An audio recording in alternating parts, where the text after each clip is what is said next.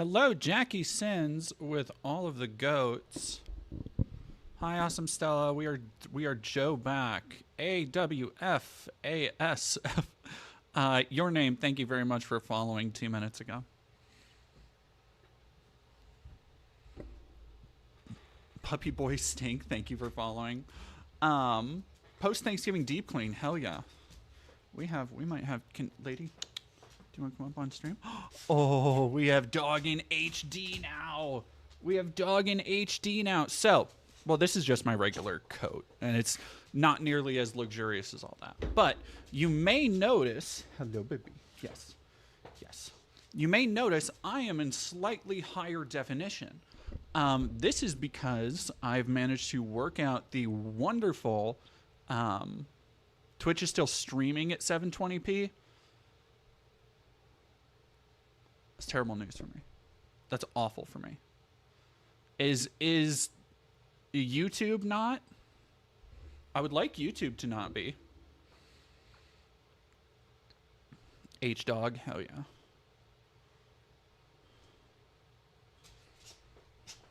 Yes, I know. I just took her out, so she's hello dog. Hello. She says, "Oh, give me more pets." Same with YouTube. What the fuck? Okay, then correction, I have a 4K camera set up, but it is not outputting to 4K yet. So I guess next stream, because I don't want to take it down and then do it. But all of this is in response to, I wanted to thank the wonderful person who donated the package I opened last stream that I absolutely did not expect. Was these wonderful in the field Rode microphones I will be able to use, and then the big thing being the Elgato 4K 60 camera, which is just leaps and bounds above what I have right now. I think, do I think Destiny video will be done by the end of the month? Not a chance in hell. No, every time I'm like, okay, so today I woke up really early around 6. I just kind of got right to work, and I probably stopped watching Destiny content like an hour ago. Where oh, hello, Juno dear. I've been, like, the problem is because every time I look into like one issue, it is like, it's, so I just watched the Norm Finkelstein debate about Israel-Palestine. And so me going through and doing my research doesn't just necessitate me watching this 4 to 5 hour debate on 2x-ish speed. But additionally, I then have to watch the 6-hour wrap-up video he did. I have to watch other responses. I have to watch some of the research streams that he did. Like, he streams so goddamn much, and I never know when. And I'm kind of finding that it's the more unassuming moments. It's the ones that I don't think he's really aware of how much he gives away of his personal life. Yeah, and so it's just like this constantly spiraling thing that's very annoying, because I want to do as much of my due diligence as possible. And it's so easy. Again, I've talked about this before, but in doing these kind of bigger deep dive pieces, it's easy to just summarize every controversy in a row. And that's not really what I'm doing, because anybody can say like, oh, well, this is, bad and this is bad. But so much of that depends on like a matter of morality, or like personal morality and caring about that kind of stuff. So like, if I go and like, oh, look at, he, was polyamorous and he talked about cucking one time, it's like, I don't really care. That's the kind of thing. Makes no fucking never mind to me. What I think is harder to illustrate, but more important to illustrate, are things like how he constantly avoids at any opportunity any kind of accountability for his actions. And those are the kind of things that take like dozens of hours of content going through to find those little moments where he is, talking about not taking accountability, et cetera, et cetera. The Great Goblin, thank you for $2. DK Bonanza for Game of the Year. Let's go. Is it though? Is it though? Is it? Yeah, G Papaggio. The thing with Destiny's community is that he does have a very large community. So it's that's the other thing, is that so many people have been like, oh, you got to be careful of the DGGers, you got to be careful of the Orbiters, and I'm like, yeah, that's fine. It's whatever. I don't really care.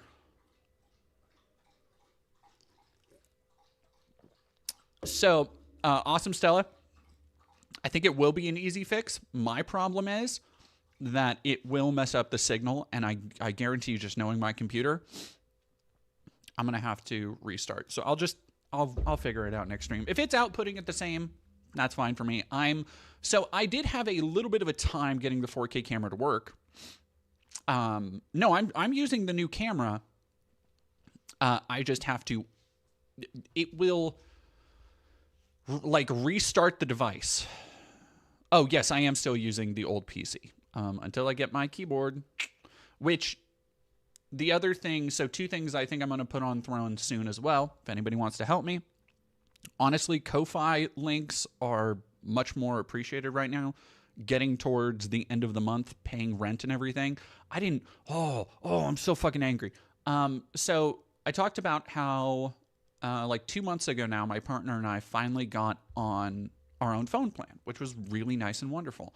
I was under the impression that when I set up a payment for that plan, it was going to just do it automatically, because that's what I thought I had set up. And this is not what happened. Is fucking Twitch messing up? Bussy Control says I'm muted.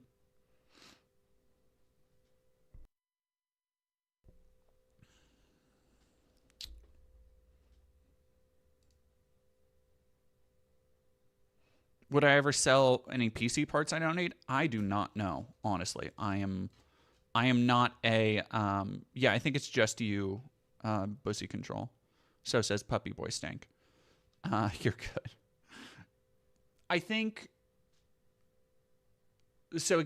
Yeah, the whole fucking phone plan thing. So my partner was like, "Hey, babe," and motioned me into the room and was like, "Can you figure this out?" And it was like $220 due. Today's the 28th. It was yesterday, and so I was like, "Okay, well, rad." That's another thing. Right after we fucking just went shopping, and we're like, "Okay, well, this will last us through." I have to cut our finances in half because of that, which blows. So, if you have any ducats you would like to throw my way, this has not been the most financially lucrative month because I am working on so many fucking bigger projects and wasn't able to get any of them out. Oh shit, yeah, you did. Awesome, Stella. I completely fucking forgot that. And in fact, I probably won't. You DM'd me that. I am going to keep it in mind for when I set up my computer. Hi, Androgynists. Also, Stay Gold 711, really sick, but glad to see you. I'm sorry you're sick, but I'm glad to see you too. Damn you, 5G towers. Great Goblin, though, for DK Bonanza, haven't played it, haven't gotten a Switch 2. I don't really have a... While we're still waiting for people to trickle in, and I'm just kind of bullshitting, I haven't really had any desire for a Switch 2. Like I've seen some gameplay of DK Bonanza. It looks fine. It looks all right.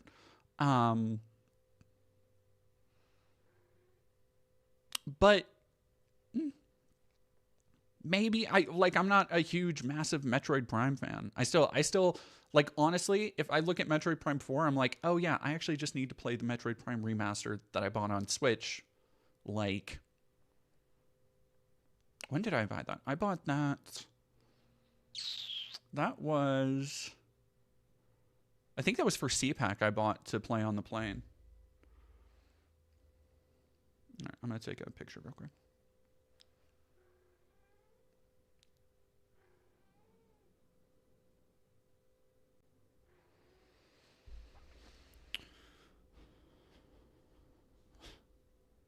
Redacted them.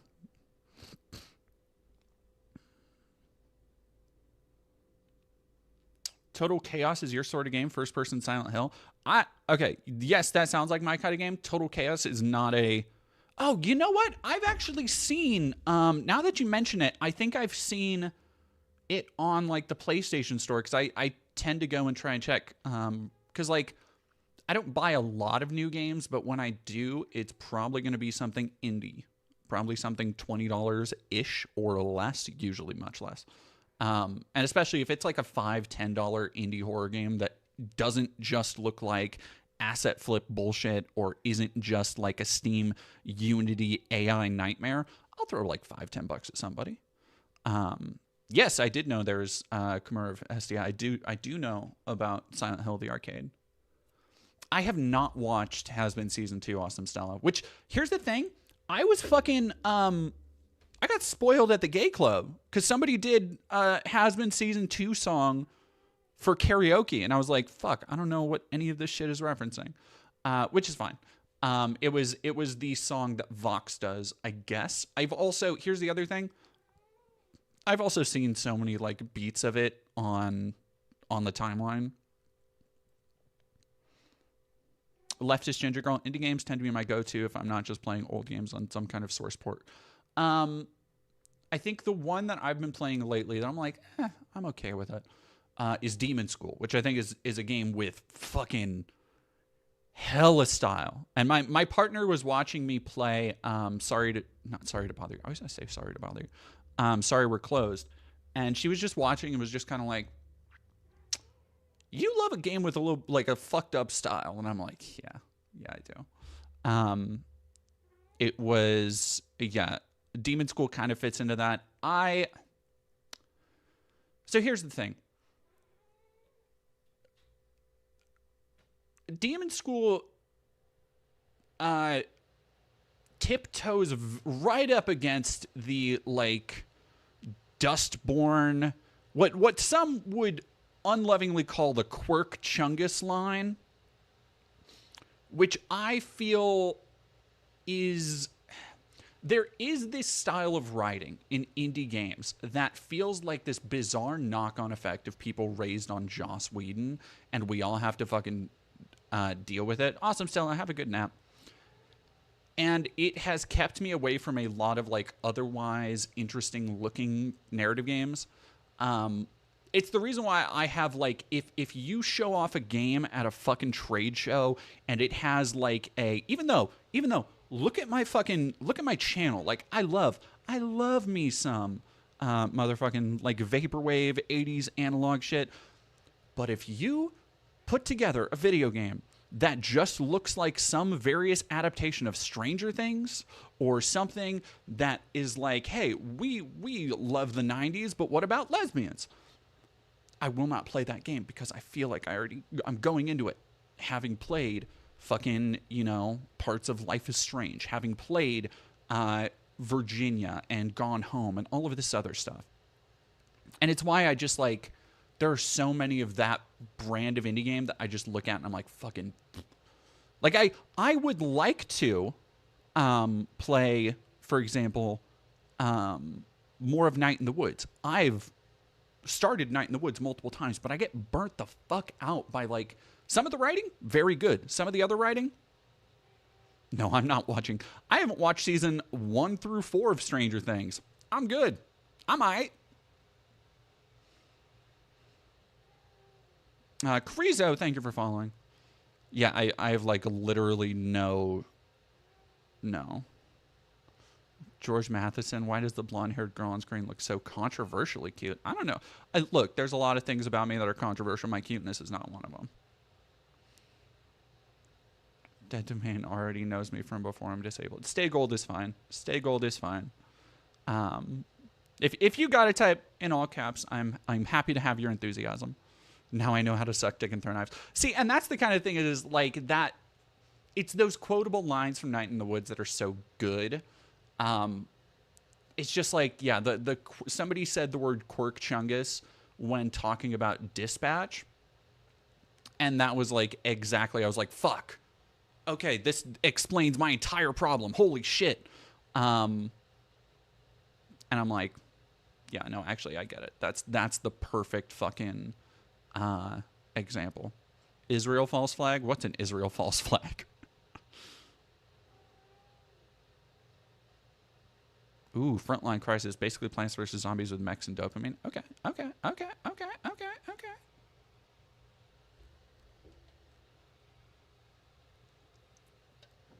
I see him. What's my thoughts on the Stranger Things boycotts? I like good fucking, I don't know.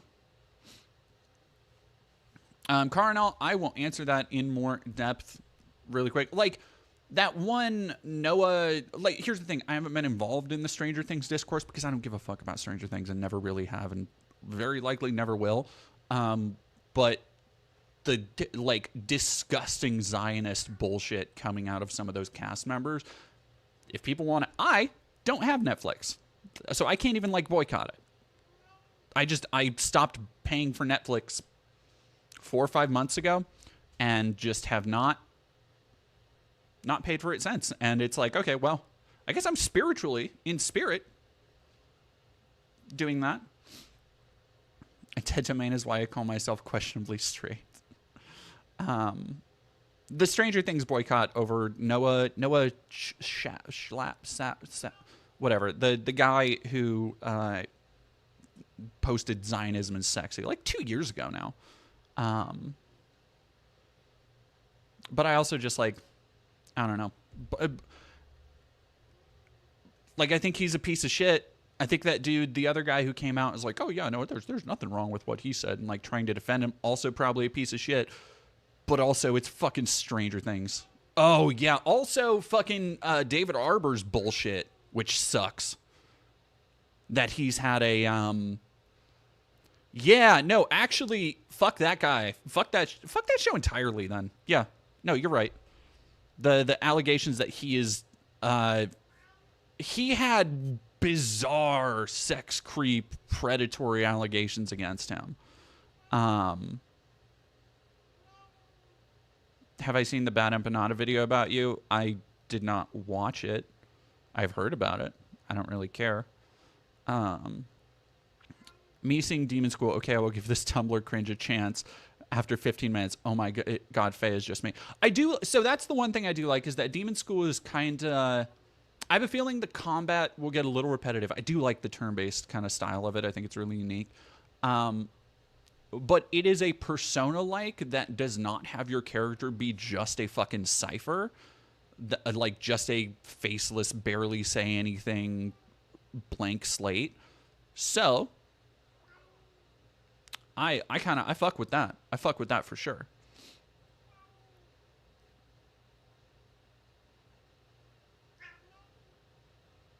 It's like SMT with a little bit of Tumblr cringe.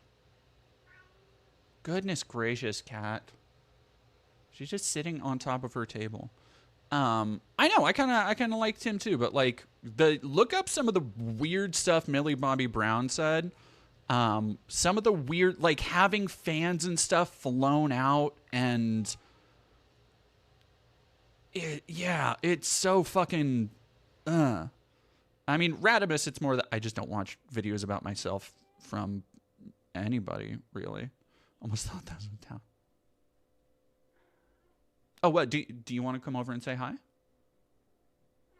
No, they can hear you fine.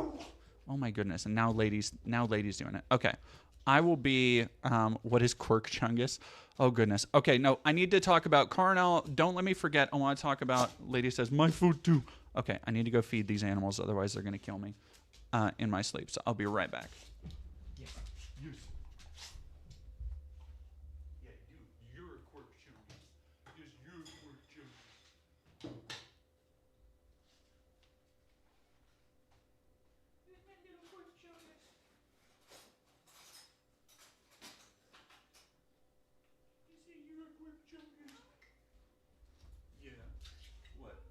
Oh yeah, do you have little Quirk Chungus words for me? Little Quirk Chungus? Huh? There you go. Yeah. There you are. Enjoy your goop. Goop upon ye. Oh no. My disgusting, awful chair got shown.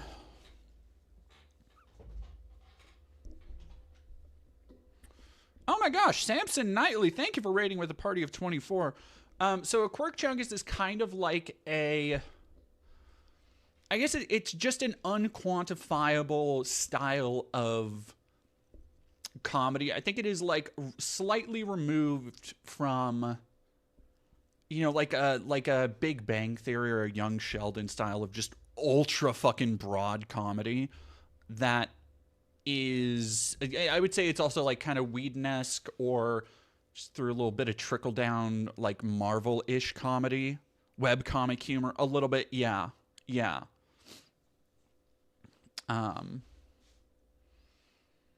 think I was too young for Stargate. It's just like, I don't know. It's very similar. It's like, safe, edgy internet humor, I guess, kind of. Has been like that. I mean, there's some quirk chungus DNA in there. Was there ever any movement forward on Brianna Wu's threat to sue you? No. If that, which it's not, I doubt that's going to happen. Please, bitch, please try and sue me. If that does happen, I won't get any notification until I get served. So.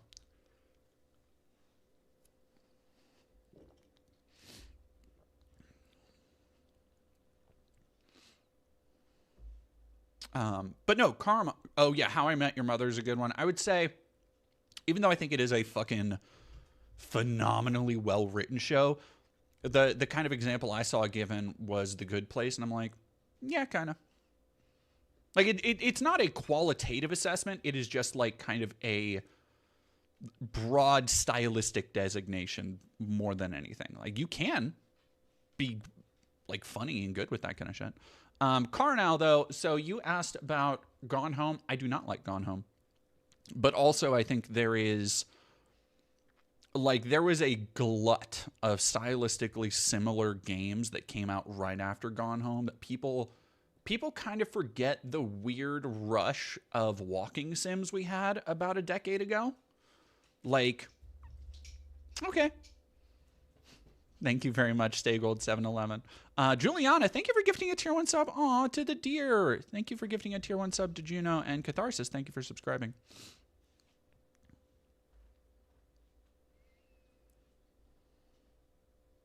Yeah, exactly. He's right behind me, isn't he? Type shit. Like, he's right behind me, isn't he? Also, what's the other thing that people always say that I like? I have a fucking, if I'm in a theater and there's a movie where the writer thought it was a good idea to like exposit dump a whole bunch of bullshit and then have some, the meathead character go like, did anybody understand that? Or like, in English, please.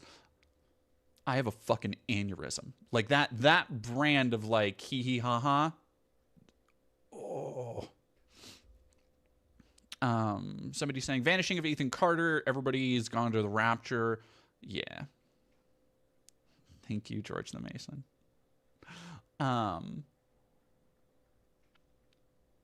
Dear Esther. Dear Esther was one I liked.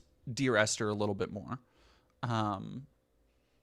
Yeah, Dear Esther was nice. Dear Esther was very, I guess, contemplative, idyllic. Edith Finch was okay. No, I did like Edith Finch. Edith Finch was the one with all the vignettes, right?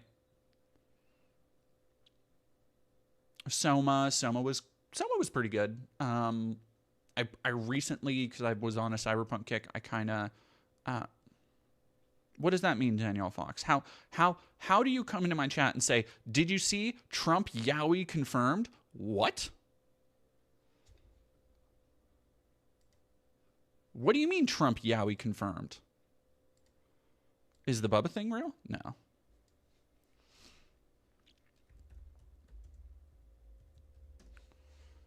Have I seen Weapons? I did see Weapons. Weapons was aight.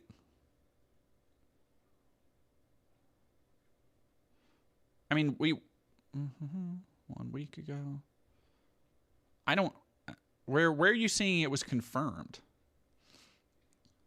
Yeah, like we're not in Kansas anymore. That kind of shit. Bad feeling about this. What do you mean? Charlie Brown had hoes.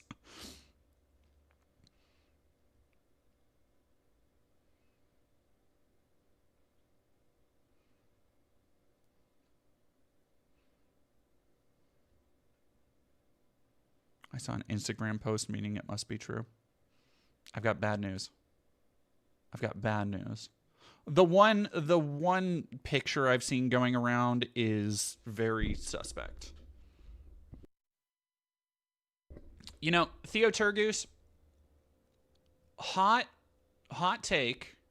Um, I would rather have a follow up on Resident Evil Welcome to Raccoon City. I really liked the fuck out of that movie.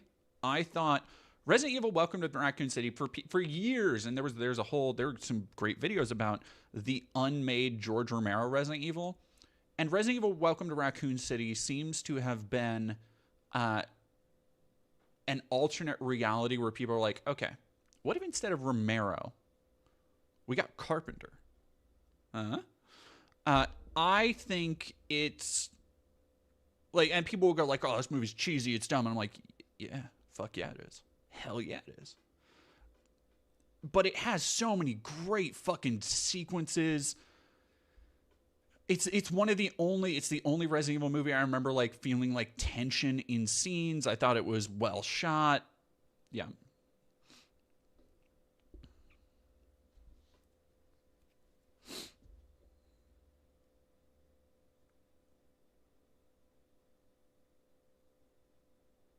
I know yeah, I have the PS2 thing game. Do I still have? No, I think I sold my PS2 copy, but I have it. No, Welcome to Raccoon City is the story of Resident Evil 2 as well. It is this kind of like weird mashup of Resident Evil 1 and 2. But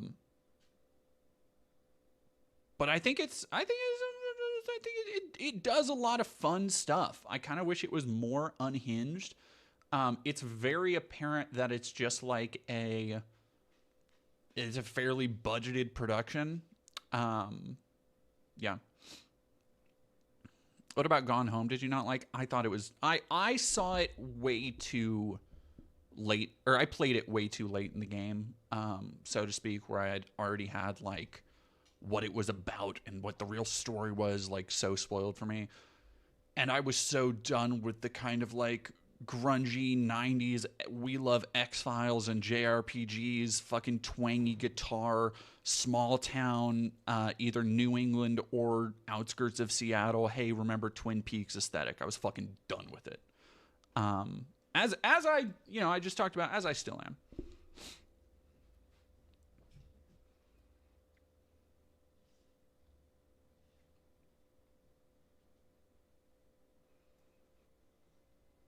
I'll be right back.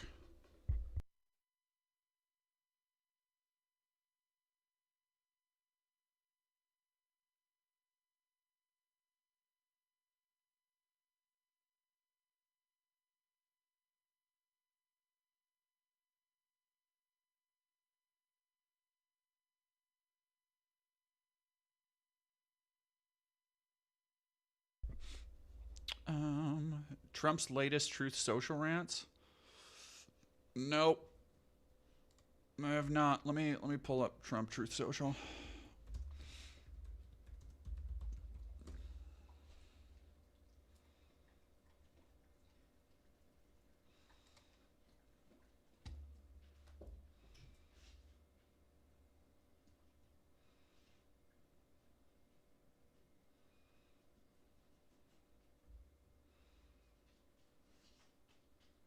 Whoa, Theo Turgus, is it normal for a concert to be over $600? Fuck no. Okay. So I've never like balled out for a concert. I rarely go to concerts anymore just because I don't keep up as much as I would like, honestly, with like the music scene around here. Um, but like, no, if I'm going to a show around here, it's gonna be like a $5, maybe $10 at the door, like punk or hardcore show, or like if there's a traveling band that comes through, like. But I've never paid more than even on. And here's the thing: is that you gotta find the right sites for it because fucking ticket scalping is a nightmare. But like, I don't think I've paid more than $70 for a ticket.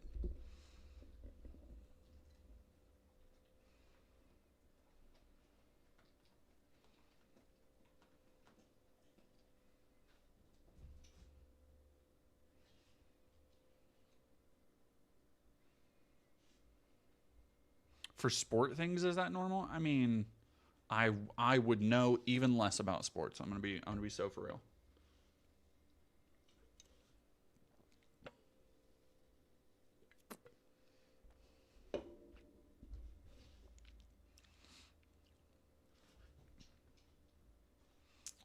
Curious. Dispatch. I have not played Dispatch. I have only seen. I'm actually kind of surprised with how well Dispatch is doing because from what I've seen, and correct me if I'm wrong, it's just like a Telltale game, right? Like basically, like it seems like that brand of conversational choose your own adventure game.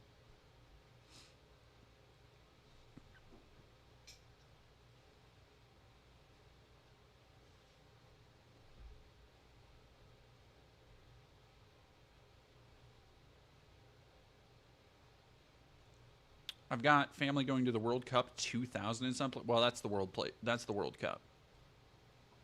That's why. It's the Telltale team heading that stuff. Yeah. Okay, so it is.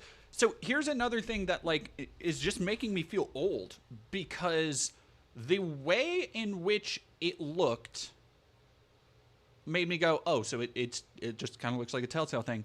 The way in which it's blown up in fucking explicably.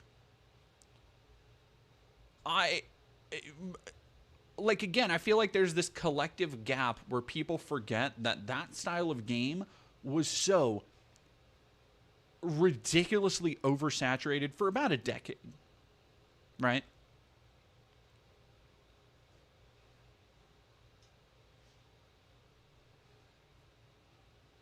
Okay, boomer. It's doing well because the characters are hot. Many such cases. Many such cases. I did watch Spike TV. I think I missed Mansers. That might have been just slightly before my era. I feel like I watched some fucking reruns of that, but no, it was for me. It was like Deadliest Warrior was like the shit I was into. Real that good trash.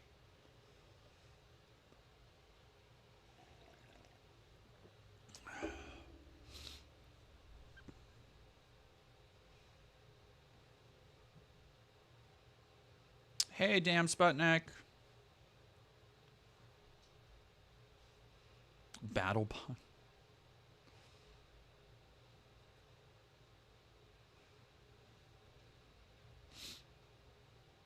Do I remember Gary the Rat? I do not. A Thousand Ways to Die was another one. A Thousand Ways to Die was pretty good. I mean, terrible, but it's pretty decent. Pretty decent.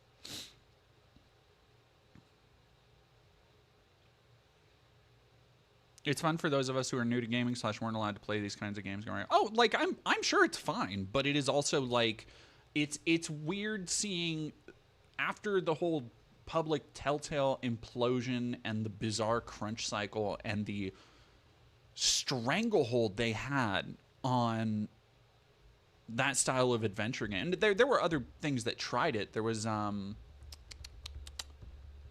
King's Quest games. They had what was there? There was that one, The Council. I think is another one.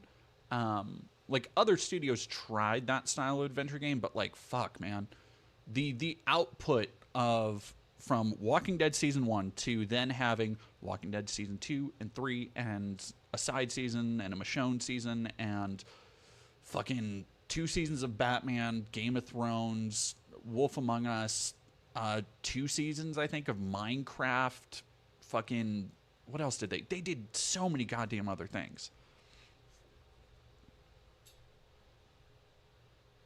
Oh, of course they're working on a Critical Role.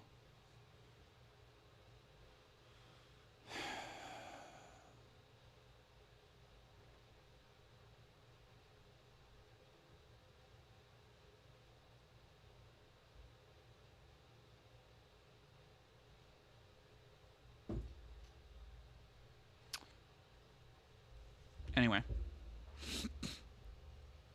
Oh, hello, Kibben. We have Kibben on the timeline, too. Oh, the new camera angle. You can see Kibben. Hell yeah, Kevin.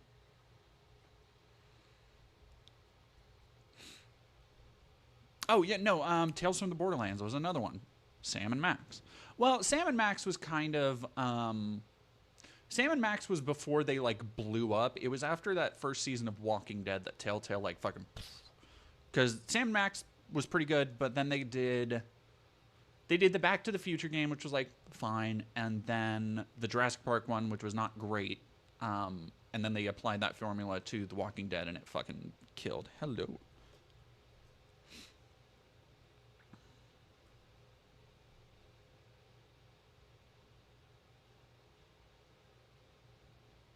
Hello, baby. Hello, tiny baby. Little itty bitty baby. What? What? What do you want from me? No, no. Oh, scritches. Laura. I love you.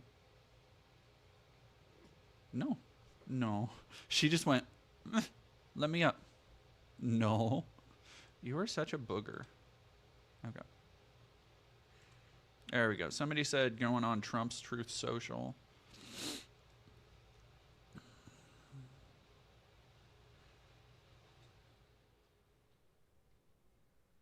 I'm not wearing the planet of Jupiter. This is this is like a it's like a Renaissance painting. Oh, she has 42 despair. Yeah, and I never got super into Life is Strange either. Like that first, again, the aesthetic similarities, it felt like for a brief period your aesthetic choices in games were either gray brown military dude bro shooters, or and the aesthetic alternative was colorful, twangy 90s nostalgia goggles, probably gay indie stories. And there was like very little in the way of compelling narrative and worlds between that for a long fucking time.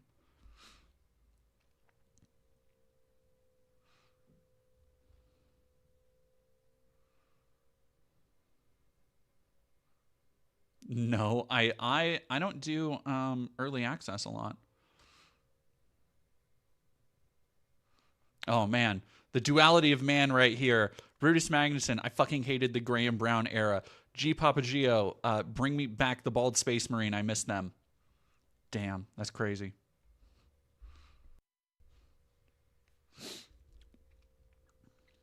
Well, and it because somebody said I miss open world superhero games, and I was just because of the one of the pieces I'm working on, the piece I interviewed American McGee for. I've been playing through and getting footage from American McGee's Alice, which I had beaten the original Alice. I had never beaten Madness Returns, so now I'm like the furthest I've ever been through there. And it is such a stark change. Going back to linear action or adventure games from that time is such a stark, like, it's almost a shock to the system when you compare it with even what we often have as like, here's a single player game today where it has to be, Assassin's Creed is a great example where there has to be fucking crossovers with Attack on Titan, and there has to be updates, and we still have to have like gameplay loops and all this shit, where it's just like, no, this game I'm playing is just fucking awesome because it's a good, well-made game that presents interesting problems and has an interesting story and an interesting world to go through. Yeah. Hello, Kidman. No, no, no, no, thank you. Magar Madness Returns is fucking beautiful, but it's hard to play for me. It's a little bit. It has a. So here's the thing that is actually most interesting to me is as I'm playing through Madness Return, what I'm seeing is a lot of, I don't want to say common DNA because I don't think it was too early to have been influenced a lot, if at all, by the kind of Souls games. But it looking at the gameplay, I'm like, fuck, if they did a remake of this, they could take a lot of really solid influence from that kind of mechanic.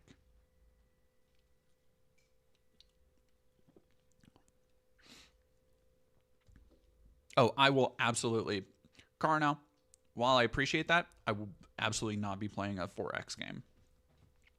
I'm I'm barely playing through Rogue Trader.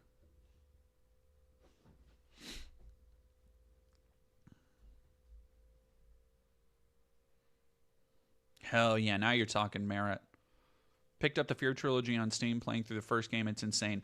The graphics. So I've been playing a little bit of Fear 1 as well. Not in the highest definition I'd like. I've been playing it through the only way I can really play it without downloading it on my PC is through like the PlayStation cloud streaming. But man, I that game is so goddamn good still. The just that harsh lighting. Oh, so good.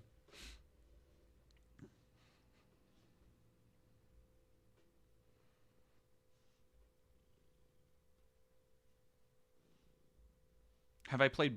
It's so weird, Christian Garcia. It's so weird that you say, um, Bound by Flame because I saw that game. It was like 60 cents or something on sale on the I think the Black Friday sale, and I was like, yeah, I'll pick up some Xbox 360 fucking 60% on Metacritic shit for less than $1 on Black Friday. That was one of the few games I got.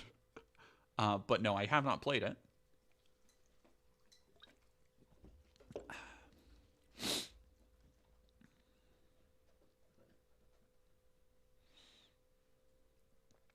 I dated a lady who said Fear was her favorite game, but she had to quit playing when the girl shows up the first time, and I'm like, that's so weird.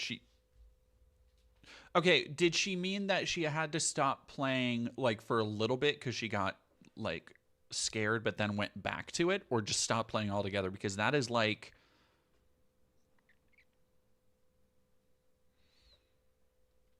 because you go through the first encounter, you have the rooftop scene. I've played through Fear 1 so many fucking times. I have it like memorized.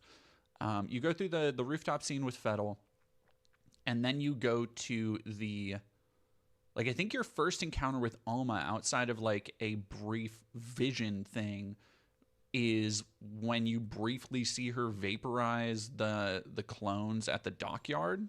Or no, they're not even clones. They're just Fear operatives at the dockyard. For SA3WO. How is the CIA doing over here? Same as always. Terrifyingly. Oh yeah, the Suffering. I wish Suffering and Condemned are two games that I really wish Night Dive would be able to get a hold of. Second Sight was not David Cage. You're thinking of Indigo Prophecy, which I get the mix up because they both have the cover art have very similar vibes, and I would arguably say Indigo Prophecy is just entirely fucking misadvertised for as dumb and goofy as that shit gets.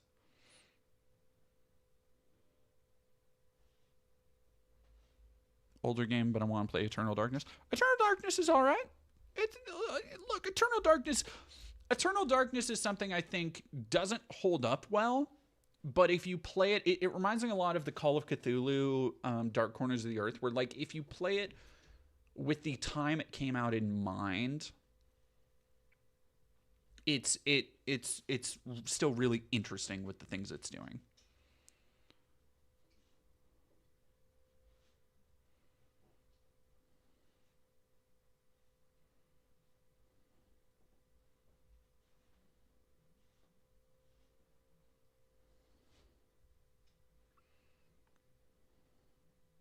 Anyway,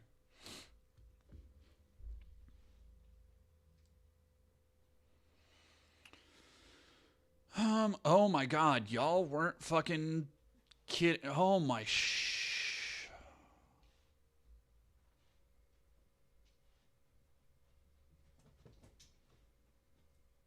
wow.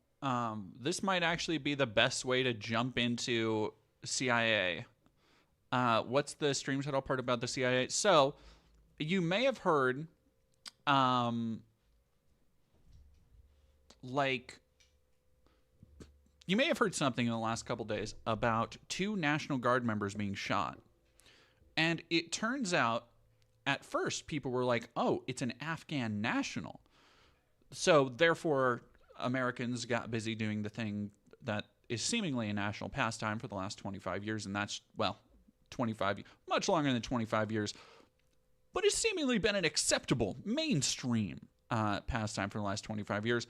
And that is just blaming the brown people. Trump even talked about, clamping down the borders again and immigration. But then, whoopsie doodle, it came out that shooter was actually involved in clandestine CIA-backed operations in Afghanistan and was inside a CIA-backed and trained Zero unit, which we will get into a lot of the shit about the Zero units, but I want to start by talking about briefly the CIA's history of counterinsurgency, so to speak. But yeah, so here we are. Let's find out what Tito is about.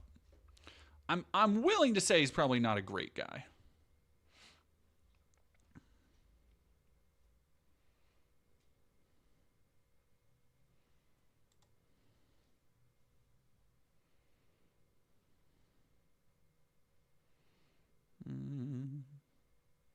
Oh, corruption allegations. Word?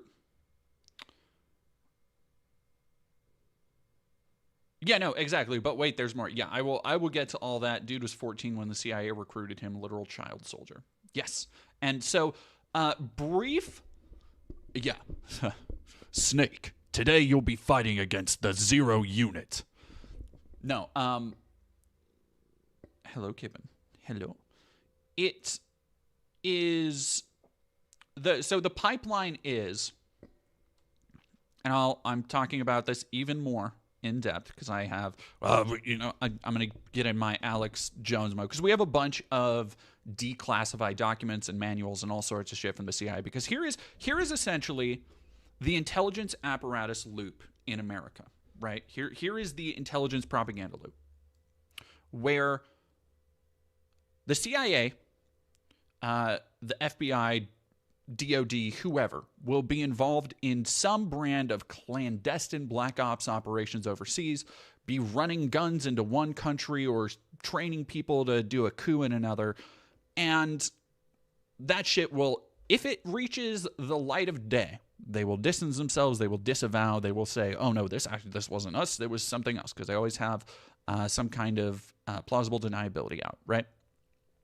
And then it will come out decades later through either FOIA requests that they can't avoid or just through like regular shit being declassified that whoopsie doodle, actually we were part of like clandestine evil shit. Actually, we did back these regime changes. Actually, we did this.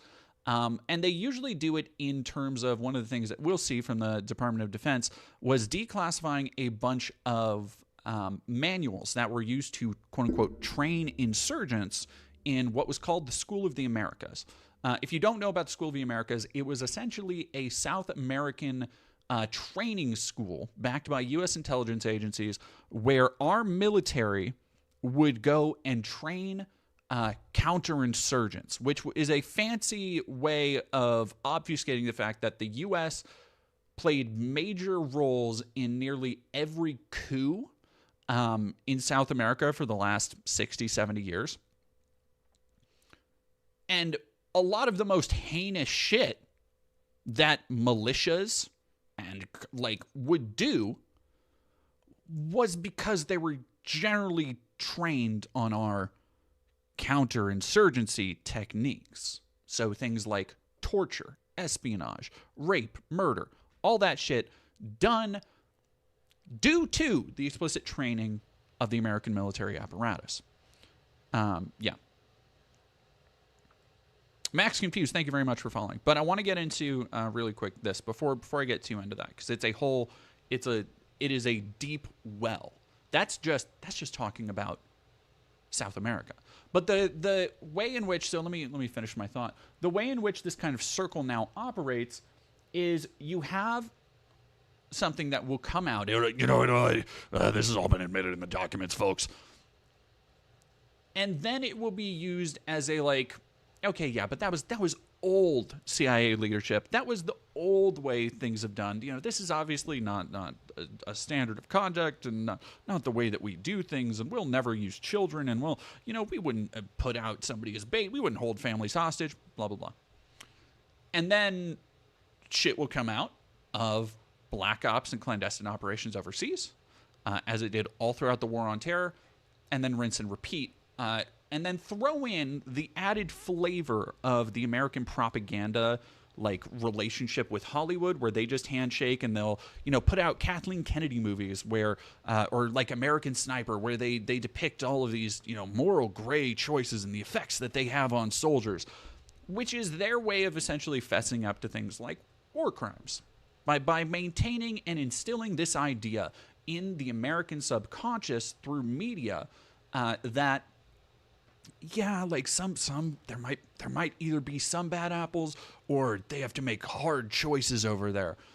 When the reality is that like it is, they are going through those efforts so that the shit that they cannot avoid accountability for, they at least are able to pass off as necessary evils.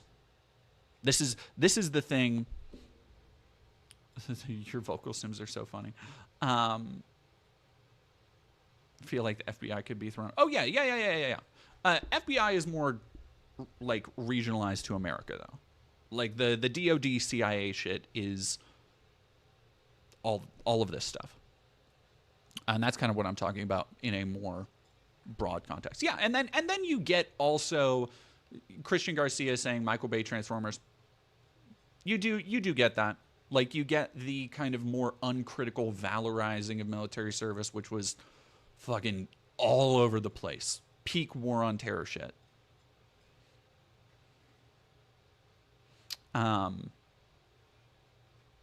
But yeah, like it is not. I'm gonna fishtail right into covering that stuff, so I will. Oh, Mopo, did you just get here? Because I was just talking about School of the Americas.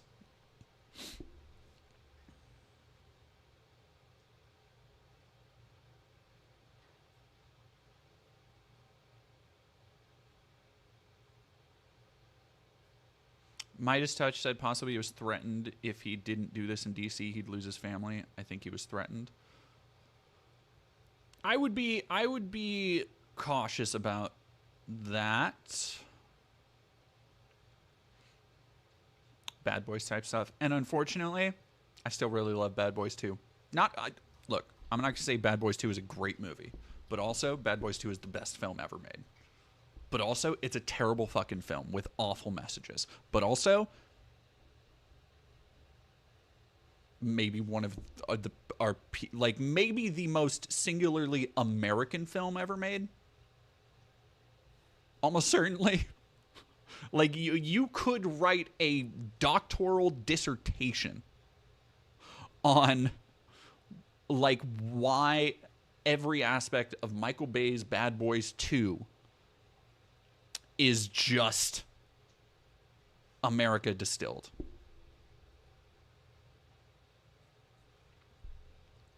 I wonder why there's no modern X-Files style media craze when we have never had less trust in government agencies.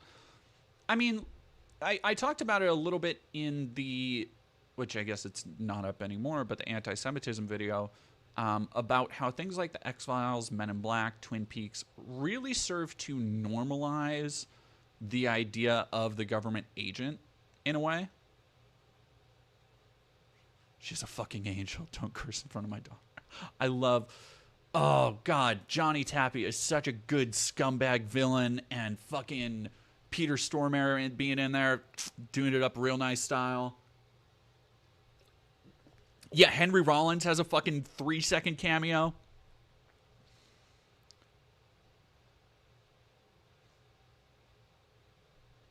Fucking Martin Lawrence and Will Smith bursting out of KKK uniforms in front of a burning cross saying blue power, you're all under arrest, is so, it's just,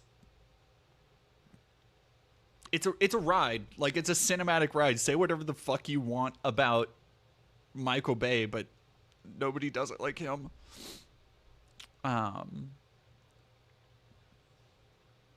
Anyway, corruption allegations. This is the guy that Trump is publicly backing. Shocking. He was accused of misappropriating more than 28 million lempiras for his personal benefit. Shocking. I'm surprised by this. You have to call yourself the devil in his house. Shit.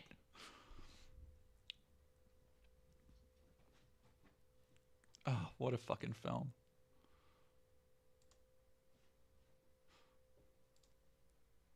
It's also an incredibly quotable movie too.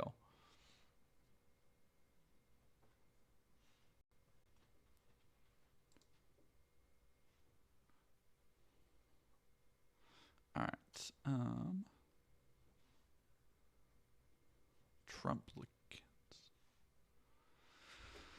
right, so that was that one for Honduras. Democracy is on trial in the coming election. Okay, so Will Maduro and his narco terrorists. Okay, yeah.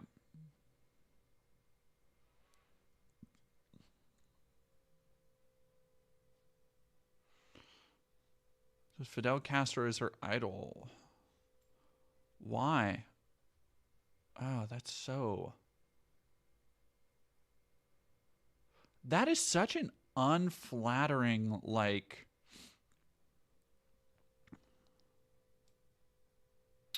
Yeah, it's because there's this big-ass white bar over here. Let me see if I can...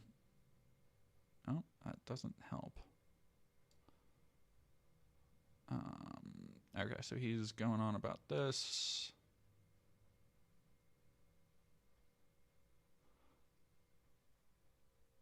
How do you think this is gonna... People are gonna try and actually use that? Man, what a fucking...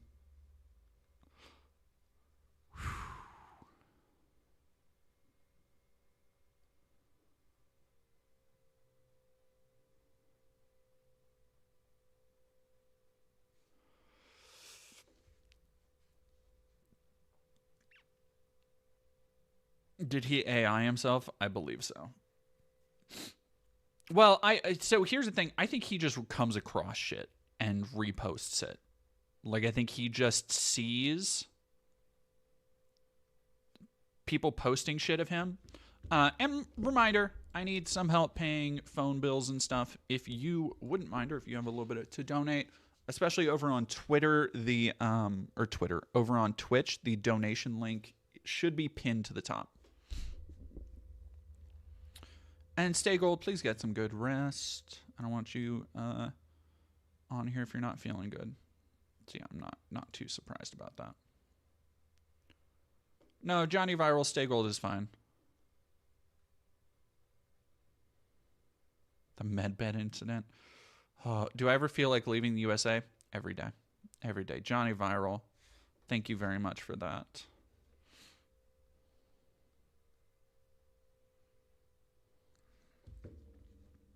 Oh, Carnal, thank you very much for doing that too. So, I wanted to talk about the fact sheet concerning, this is from the National Security Archives. Fact sheet concerning training manuals containing materials inconsistent with U.S. policy. So these were declassified, I believe, in 1992. Yes, right here. This is a package of material intended to respond to queries about 7 Spanish-language training manuals used between 1987 and 91 for intelligence training courses in Latin America at the School of the Americas. They were prepared from outdated instruction materials which had been in use since 1982.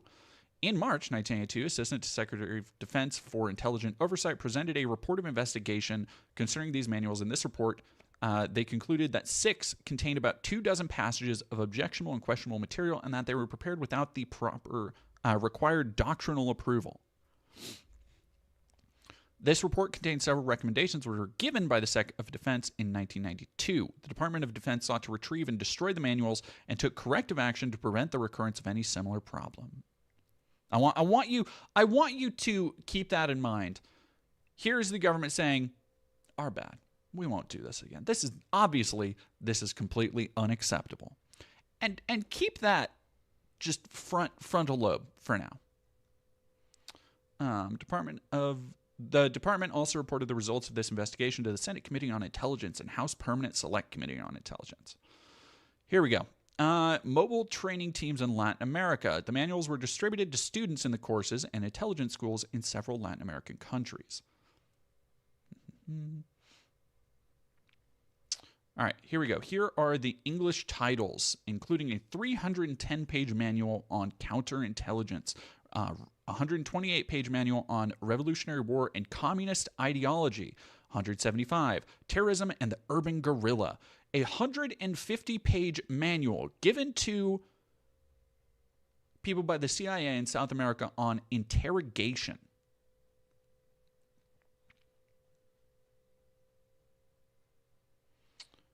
Summary of objectionable and questionable passages.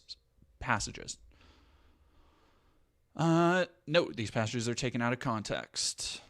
Here's one. Specific individuals, organizations, and commercial companies must be the object of infiltration by government employees in order to obtain information about the guerrillas. The counterintelligence agent could cause the arrest of the employee's parents, imprison the employee, or give him a beating as part of the placement plan of said employee in the guerrilla organization.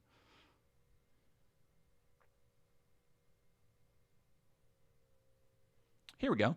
I'm going to mention some of the mechanical methods to test, which could be used under certain extenuating circumstances. Sodiopentothal compound, which is an aesthetic drug, could be used intravenously injected and would have the result of a truth serum. Another method that can be used is hypnotism. Well, this is slightly outdated. Counterintelligence uses the term neutralization.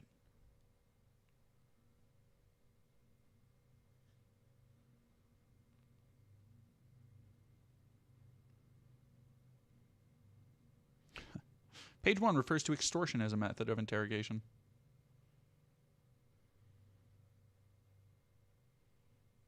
Now, mind you, this is also everything you can expect. Here we go. Another faction of counterintelligence agents is recommending targets for neutralizing, which is American military slang for murder. The counterintelligence targets can include personalities, installations, organizations, documents, and materials. A CI target is someone or something that could be included in the above categories and could be hostile or not. The personality targets prove to be valuable sources of intelligence. Some examples of these targets are government officials, political leaders, and members of the infrastructure. All right, so I want to go to another source really quick. I pulled a bunch of sources for these that we're talking about. So this is from the Latin America Working Group, talking about those same School of America's declassified manuals that we just discussed. Close reading of all 7 manuals, however, reveals many more passages and indeed an entire framework that should be deemed inconsistent with U.S. policy and democratic standards. This memo contains excerpts from these manuals and 2 other CIA manuals declassified in 1997 in response to a FOIA request by the Baltimore Sun. Here we go. The Army manual excerpts highlighted by the Pentagon advocate tactics such as executing guerrillas, blackmail, false imprisonment, physical abuse, use of truth serum to obtain information, and payment of bounties for enemy dead. Counterintelligence agents are advised that one of their functions is, quote, recommending targets for neutralization, a term which is defined in one manual as detaining or discrediting, but which was commonly used at the time as a euphemism for execution or destruction, which it still absolutely is.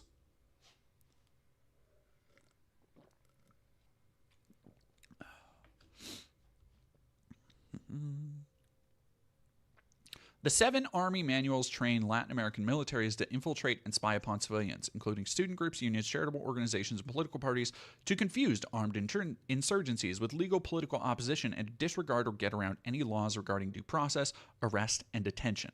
What the manuals leave out is as important as what they include, and what they leave out is any understanding of democracy and the rule of law. The CIA manuals were only released after the Baltimore Sun threatened a lawsuit.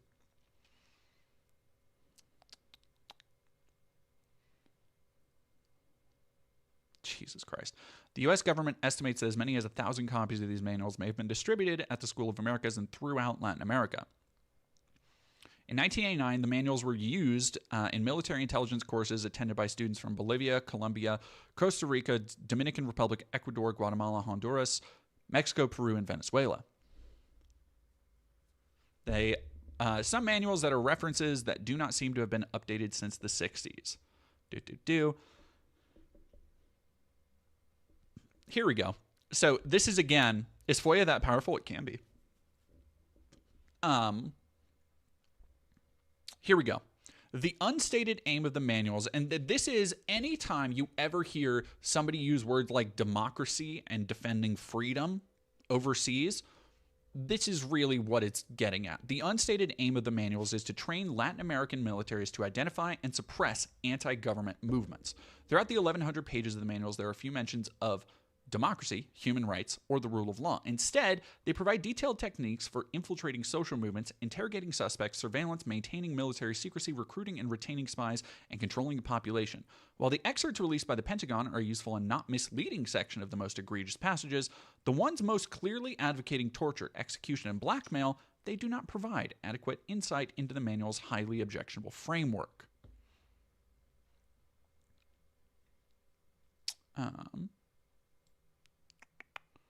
Rosie without roses, thank you for following.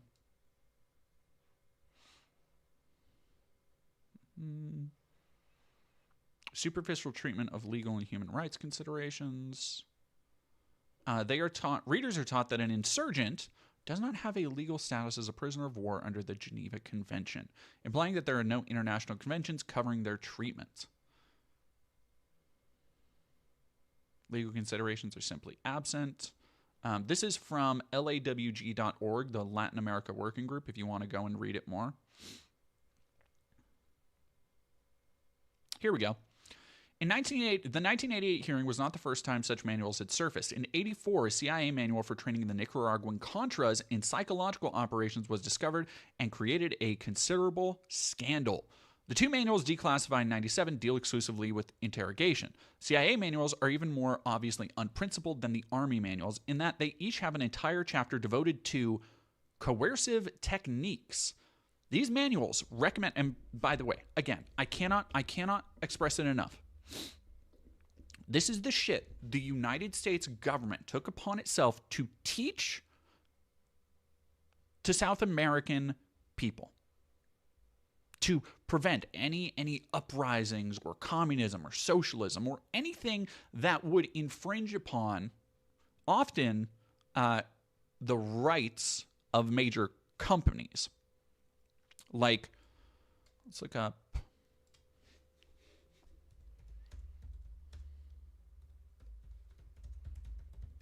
Let's look up Dole really quick.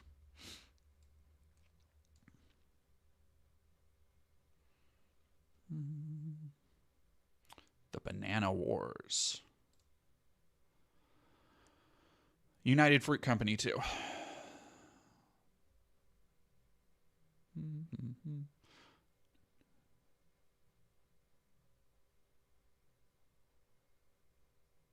Terms popularized through this writing portrayed the U.S. as a police force sent to reconcile warring tropical countries, lawless societies, and corrupt politicians, essentially establishing U.S. reign over tropical trade.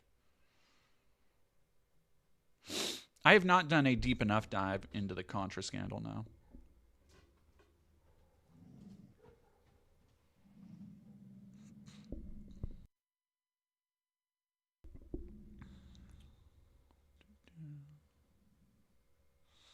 U.S. justified its interventions in Latin America by saying they were necessary to protect its economic interests, which is a way of saying it is necessary that we have money going in to train people how to torture their fellow countrymen, to prevent them from trying to work towards any solidarity so that we can keep getting Chiquita bananas, basically.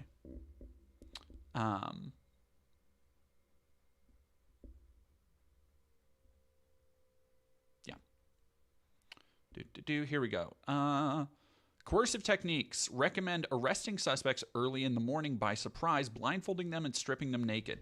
So this is actually incredibly similar to one of the things that you'll see when we talk about the zero units in Afghanistan, where the CIA trained and backed units will do night raids, and it's part of something called the Night Doctrine, where they will basically go and most often just seem like extrajudicial strike teams in the middle of the night against various targets.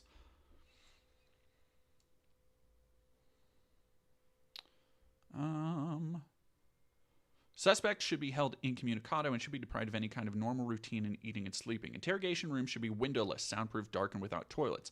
The manuals do advise that torture techniques can backfire and that the threat of pain is often more effective than pain itself. However, they then go on to describe coercive techniques to be used, quote, to induce psychological regression in the subject by bringing a superior outside force to bear on his will to resist.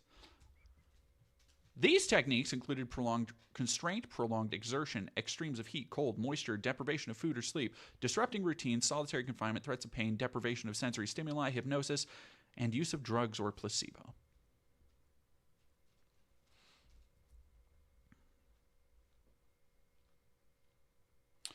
In a superficial attempt to correct the worst of the 83 manual, in 1985, a page advising against the use of coercive techniques was inserted, and handwritten changes were introduced haphazardly into the text. For example, while we do not stress the use of coercive techniques, we do want to make you aware of them and the proper way to use them. Has been altered to, while we deplore the use of coercive techniques, we do want to make you aware of them so that you may avoid them. However, the entire chapter on coercive techniques is still provided, again with some items crossed out. Throughout, the reader can perfectly well read the original underneath the corrected items. These corrections were made in response to the 84 scandal when the CIA training manual for the Contras hit the front pages of newspapers.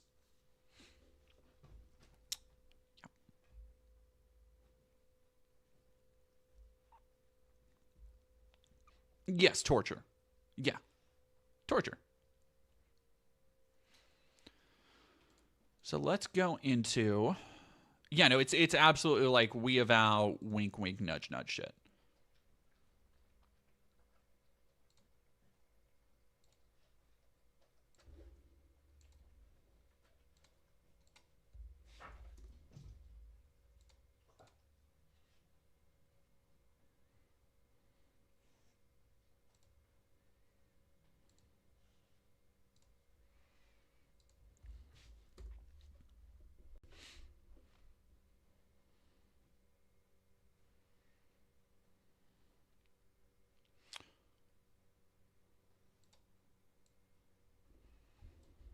So,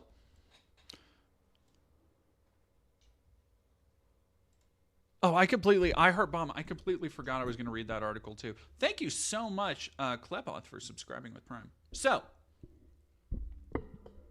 you might be saying to yourself, but Vesper, I thought this was about an Afghan national who shot 2 National Guards people. What does this have to do with the School of the Americas and the CIA's counterintelligence history of clandestine operations and training local militia groups? I'm so glad you asked. From CBS News, what were the Afghan Zero units that sources say the National Guard shooting suspect worked for?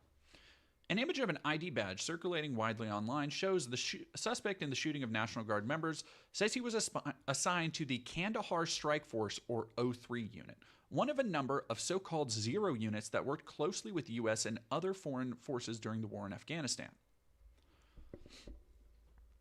An Afghan intelligence unit and paramilitary force that worked with the CIA. The units were exclusively composed of Afghan nationals and operated under the umbrella of the National Directorate of Security, or NDS, the counterintelligence agency established with CIA backing for Afghanistan's previous U.S.-backed government. They were considered by the U.S. and its international partners to be among the most trusted domestic forces in Afghanistan. Those units are often labeled, by the way, CBS kind of burying the lead here. Like, I feel like Yeah, crazy pills. Those units are often labeled as death squads by human rights groups. The units were known in Afghanistan for their secrecy and alleged brutality, and members were implicated in numerous extrajudicial killings of civilians, particularly during night raids.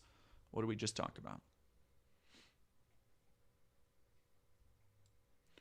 Jade Eleanor, thank you for 5 months. Late as usual, just a little hello. Hey. Nadia Yvette Chambers, thank you for $2. 1980 October surprise was the point of Iran-Contra. Yes.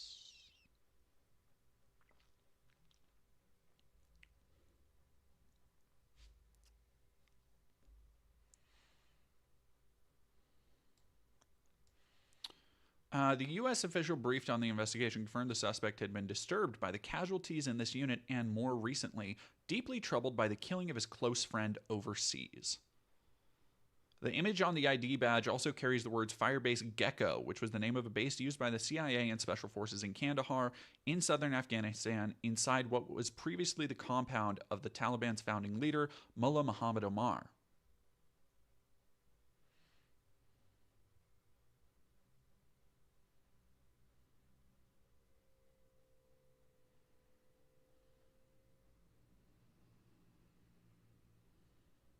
So, while we can't establish any links to any terrorist organization, as a member of a Zero unit, the suspect would have been virtually guaranteed a route to asylum in the U.S. because members of these elite units were high on the list for Taliban retaliation after the groups retook control of the country. Many members of these units played key roles in the August 2021 evacuation from Kabul in return for the guarantee of space on a flight for themselves and their families out. So, let's go over to PBS really quick. Was there anything here? I think this might have been...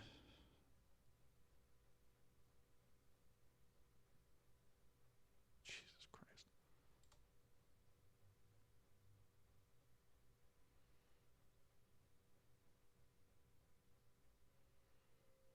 Jesus Christ. Jeanine Pirro immediately trying to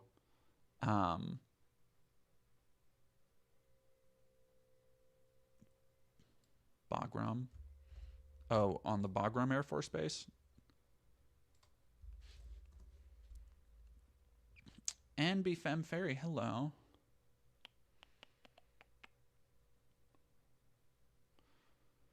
Jesus.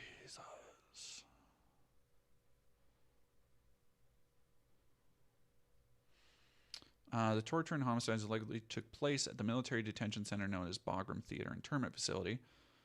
Soviet Union is an aircraft machine shop. Parwan province. I am not as up to date on my Afghanistan geography.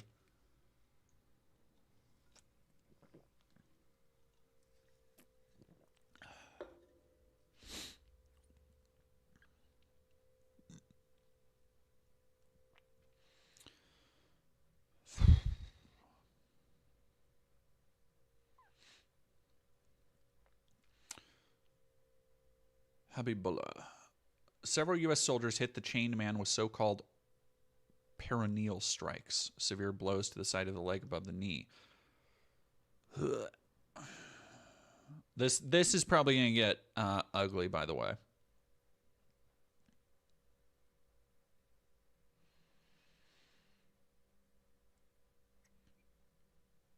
But I tend to try and shy away from the more horrendous accounts of torture.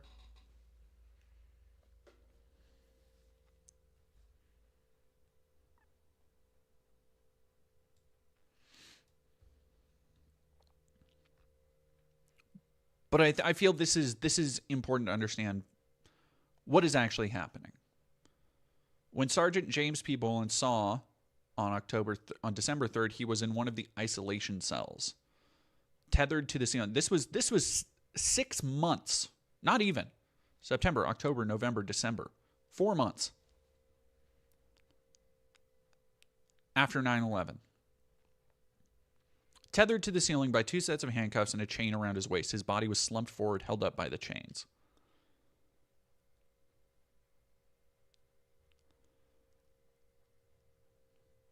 "22-year-old Afghan taxi driver died December 10th, 2002. Described by his interpreters as neither violent nor aggressive. When beaten, he repeatedly cried Allah. The outcry appears to have amused U.S. military personnel. The act of striking him to provoke a scream of Allah eventually became a kind of running joke, according to one of the MPs. People kept showing up to give this detainee a leg strike just to hear him scream out," he said. "It went on over a 24-hour period. I would think that it was over 100 strikes."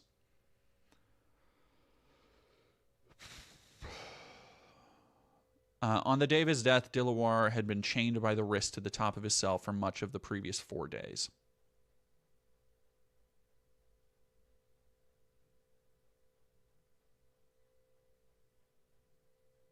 It would be many months before Army investigators learned a final horrific detail. Most of the interrogators believed he was an innocent man who simply drove his taxi past the American base at the wrong time.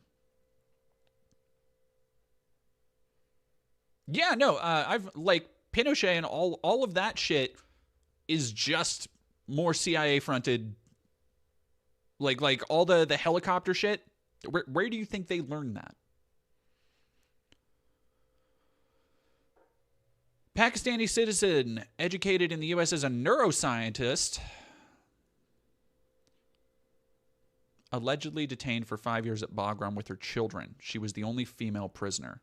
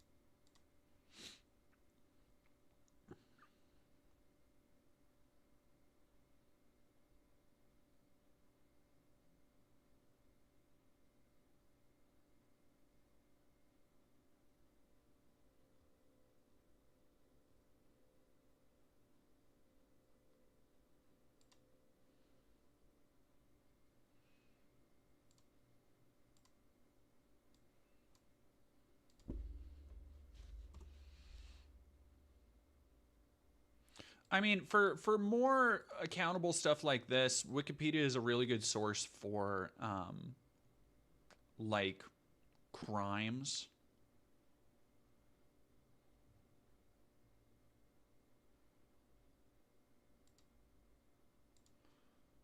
Oh fuck, I forgot to look at this one.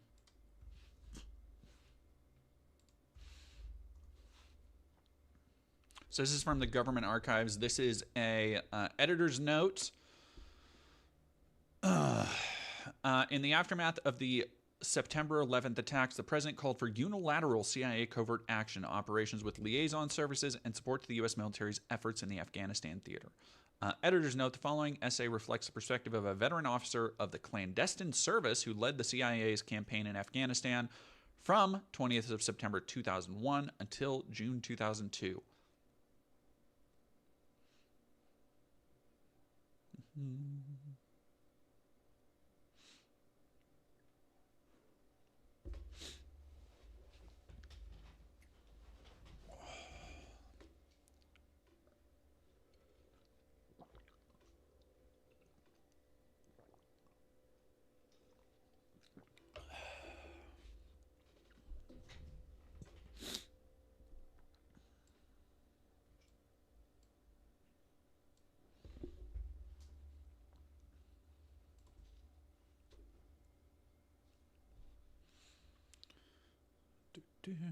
All right.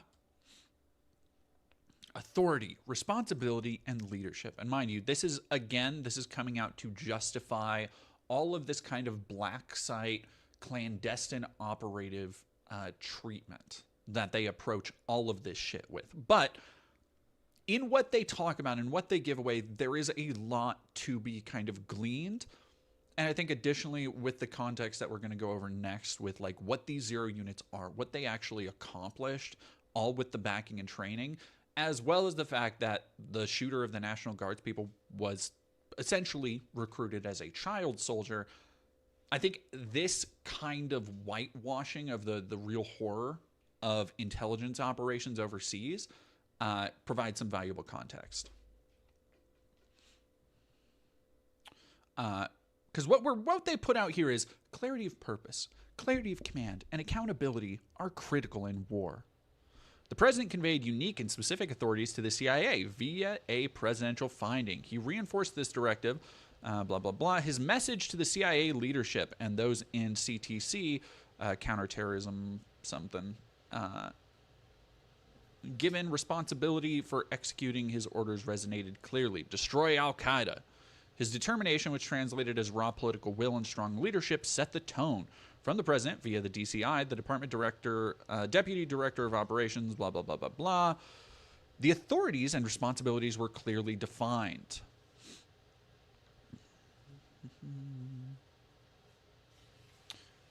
Intelligence collection, combat capabilities, covert action, communications, bureaucracy, technology, strategy, politics, logistic, and leadership. External elements presenting both challenges and opportunities included geography, weather, history, tribal alliances, deployment of enemy forces, enemy tactics, regional politics, Afghan culture, and world opinion. Often these elements complemented one another, producing synergy and positive momentum. God, the way they are talking about fucking Center for Counterterrorism, yeah, you're right. The way they are fucking talking about, like, going in and running psychological operations for entire cultures, entire countries, because that's the reality of what we're seeing here. When you say, or when you hear the early 2000s cries for like, oh, we're helping establish democracy, we're fighting overseas for freedom. The version of freedom is to take an entire populace and train them often to work against their best interests, but work for the national interests of other countries. Especially if it's an oil-rich country like anywhere in the Middle East. And then they just talk about all this shit. The torture, the night raids, it becomes these elements complemented one another, producing synergy and positive momentum. It's the thing that really just fucking butters my biscuits is the cold, casual detachment. You know, it's the passive language of, yes, this target was eliminated. It's like, no, they were fucking murdered.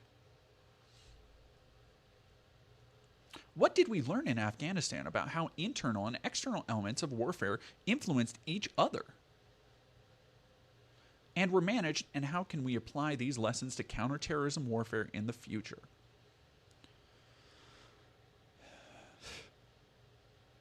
To their credit, CIA leaders demonstrated political courage and leadership by allowing unprecedented operational leeway.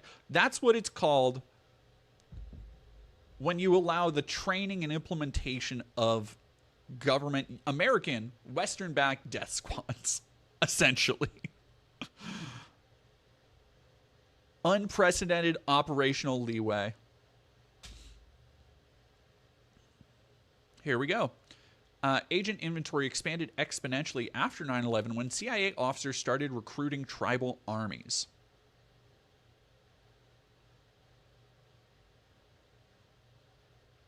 All this shit is redacted. Why?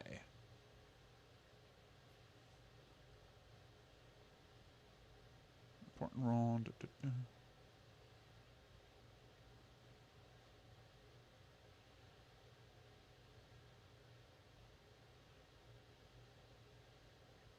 Here we go.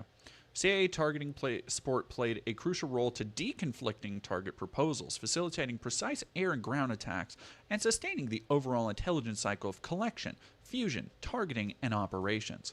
Afghans have long been expert at targeting, as British and Soviet invaders could attest. Al-Qaeda also excels at ambushes against fixed sites outside combat zones rather than large-scale military engagements. CIA and U.S. military needed to target and destroy such adept enemies before they could acquire a bead on our positions. Revolutionary targeting system, blah, blah, blah, whatever. Within 16 days of the attacks on U.S. soil, so within 16 days of 9/11, an 8-person Northern Alliance liaison team was inside Afghanistan. Within 16 days of 9/11, we were already recruiting, investing in, training, inculcating, indoctrinating militias in Afghanistan.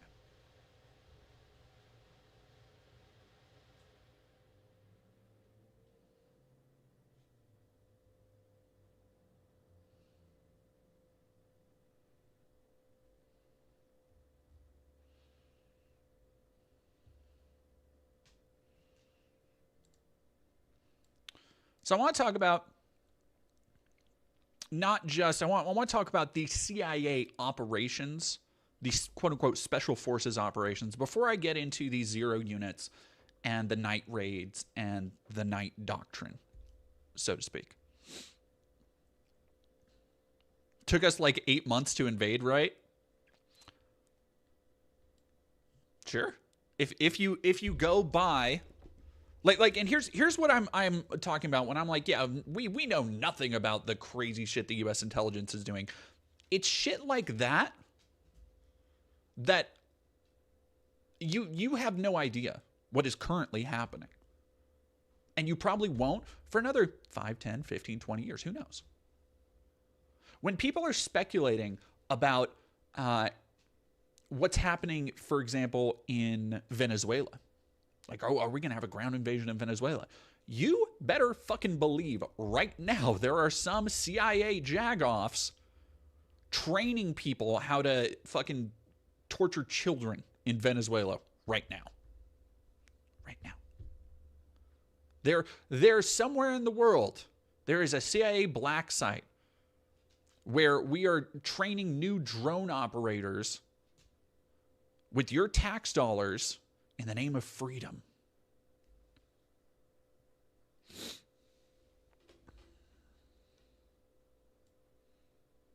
No, yeah, exactly. It's been watching, must have been interesting getting to watch Taliban go from freedom fighters to terrorists. Exactly.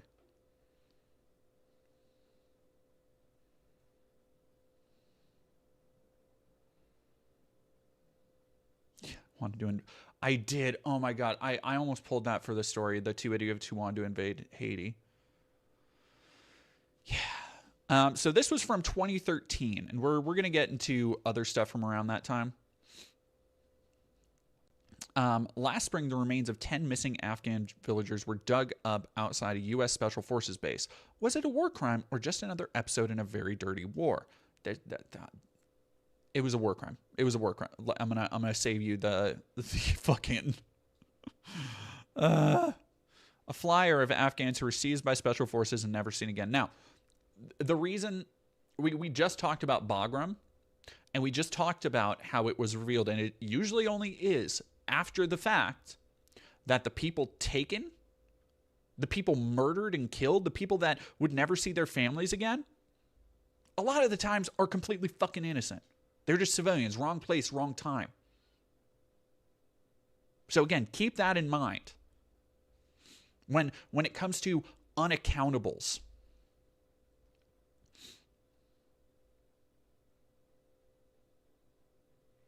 Oh yeah, Blackwater, and like, yeah, wait, this is not even talking about the Blackwater and Halliburton shit. Like, this is just our direct CIA operations in Afghanistan. So here we go. trained to wage unconventional warfare. Their arrival was typical of what was happening all over Afghanistan. The big army units installed during the surge were leaving, and in their place came small groups of quiet, bearded Americans, the elite operators who would stay behind to hunt the enemy and stiffen the resolve of government forces. Long after America's 13-year war in Afghanistan comes to an end. 6 months after its arrival, the team would be forced out of Nurk by the Afghan government amid allegations of torture and murder against the local populace. If true, they would amount to some of the gravest war crimes perpetrated by American forces since 2001, which is not saying too terribly much. Who's being condescending?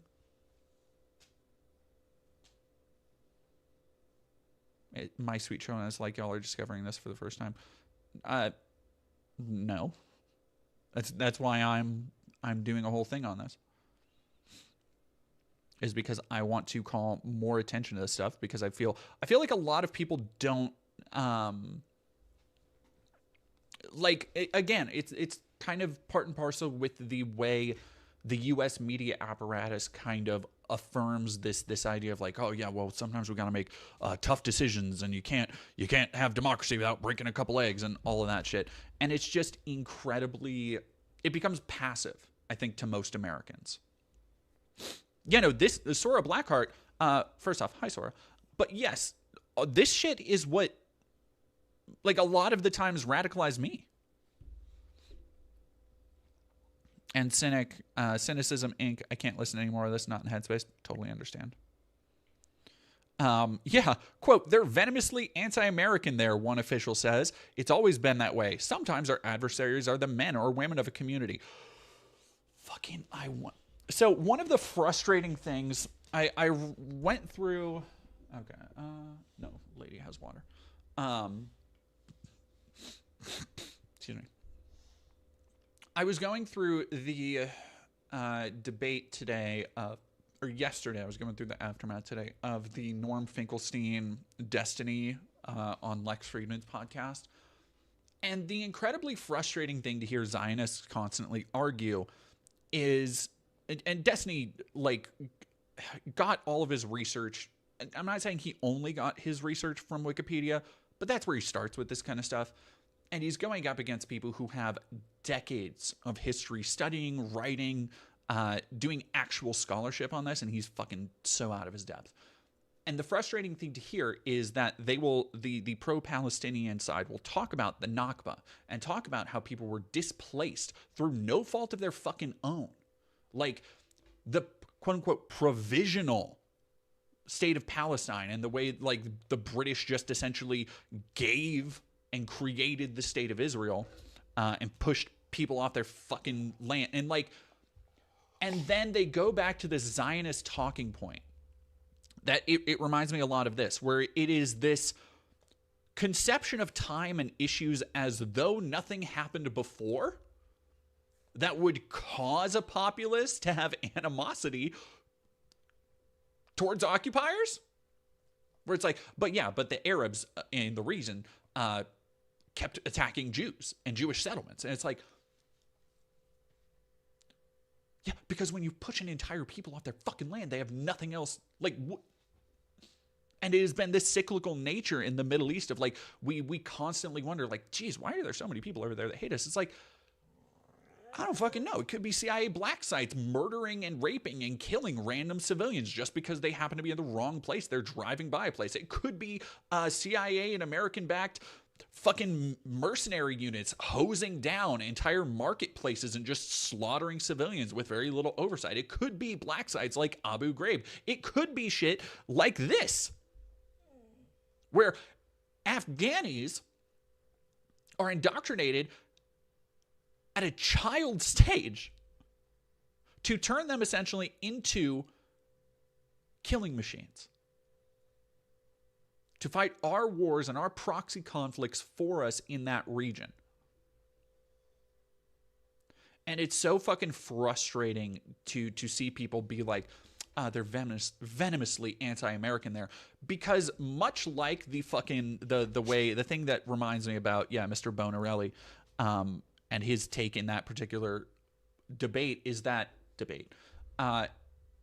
He continually asserts, even after they keep going back to the March of Return and the Nakba and the effects that these things had, and all the stuff happening in Egypt and the Middle East through the 70s, and like the effects they had on the Palestinian populace, right?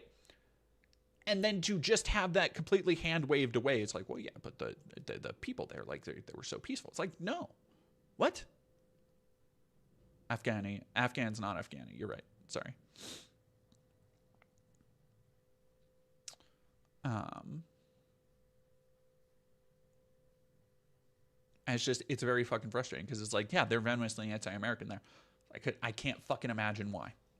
I can't fucking imagine why. I can't imagine how many, like, because here's the thing with a place like Afghanistan, right? You either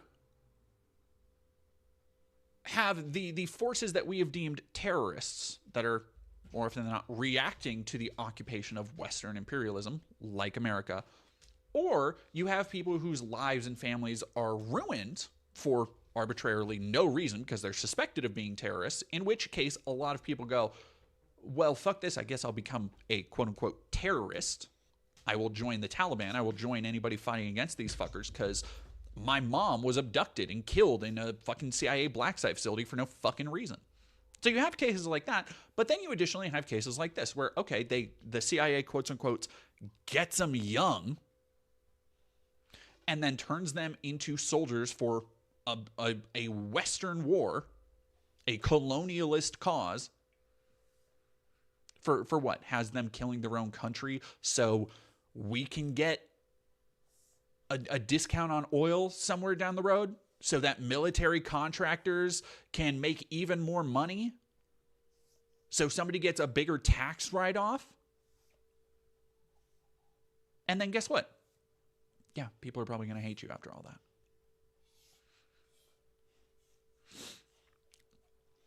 Oh, no. They understand. Darkhan, I refuse to believe that these guys saying they're venomously anti-American do not know why. No, they understand. Don't get me wrong. With all the pathologizing that happens in these CIA and quote-unquote intelligence apparatus spaces, they fucking know what they did. For sure. They don't want to publicly take accountability for it, so it becomes much easier to simply say, no, they hate, and this is the thing you hear all the time. This has been trickled fucking down through the conservative government apparatus. You hear this all the time, people saying, oh, they just hate our way of life. This is the thing growing up in a Christian conservative household, this is what I heard for basically decades, especially post 9/11, is they just hate our way of life. They just hate freedom. They just hate America. They just want Sharia. Yeah, no, Tortuga Neve, they hate us for our freedoms. It's like, no. They hate us for all the shit that didn't make it to the front page until it was politically expedient for a reporter or politically expedient for a politician to be suddenly against this shit.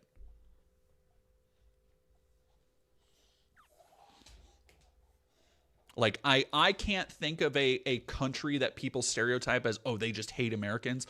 That doesn't at least have a pretty good reason why they might.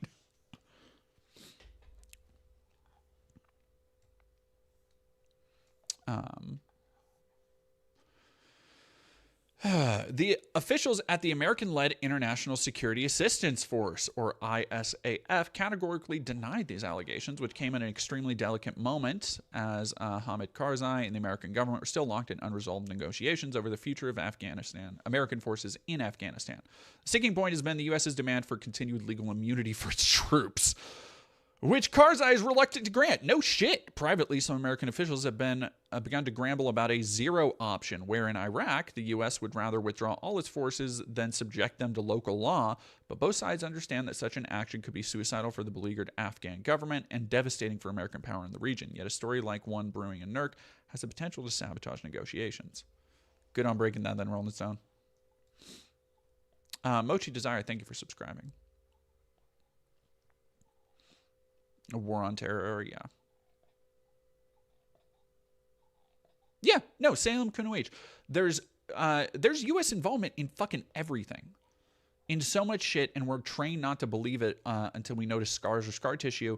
And then it becomes a, like, it turns into a, well, yeah, but like, it's okay in the American consciousness to hit back, but it's not okay for us to be hit back, if that makes sense, right? Like, every American is a fucking big Billy badass until it comes time to actually pay up.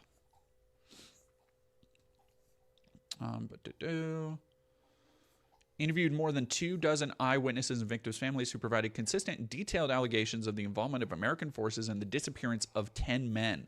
Talked to Afghan and Western officials who were familiar with confidential Afghan government, UN, and Red Cross investigations that found the allegations credible. In July, a UN report on civilian casualties in Afghanistan warned the reported disappearances, arbitrary killings, and torture, if proven to have been committed under the auspices of a party to the armed conflict, may amount to war crimes. That is a, God, they fucking do love their doublespeak.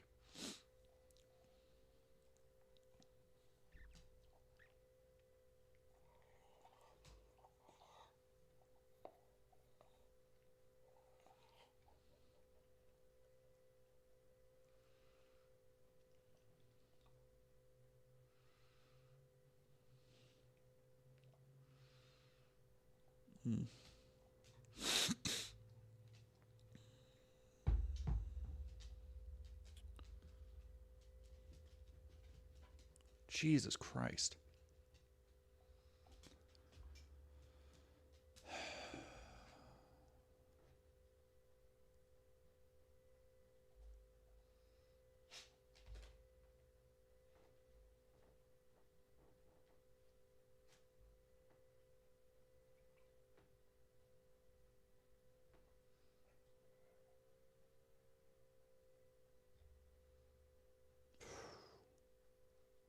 Of course they knew what was happening, the accused translator, Kandahari, says.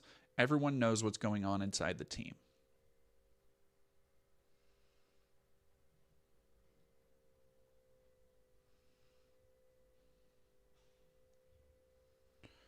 Fuck, man. At least one corpse was found in a body bag. Quote, there's no possibility that Kandahari was acting without the Americans' knowledge.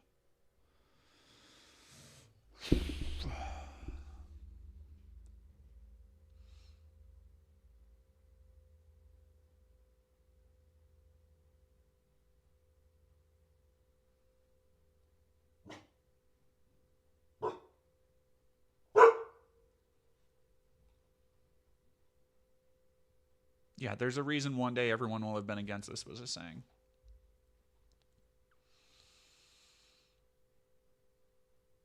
Oh, yeah, no, Grinner, they hate us for our freedoms is such a nonsense propaganda thing that people still believe propaganda is effective. Fuck, it is. It's, no, it's still, like, you'll still hear people, like, from the Daily Wire, like Benny Shaps and fucking Matt Walsh talking that bullshit. All right.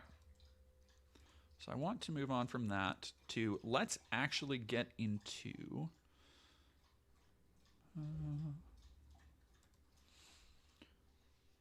So that was in 2013. Here's an article.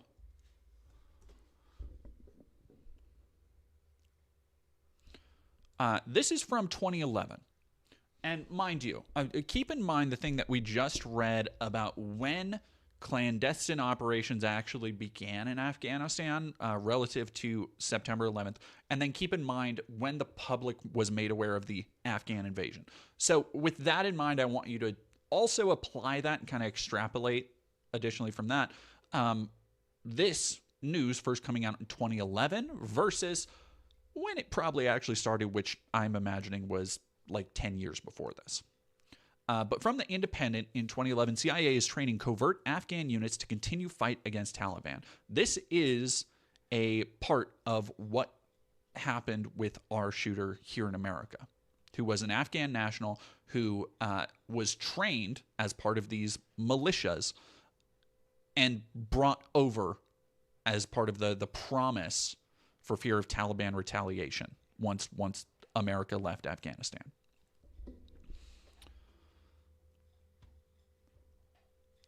A covert force of CIA-trained Afghan paramilitaries is being built up to continue the U.S.-led war on the Taliban as thousands of U.S. troops prepare to leave in 2014.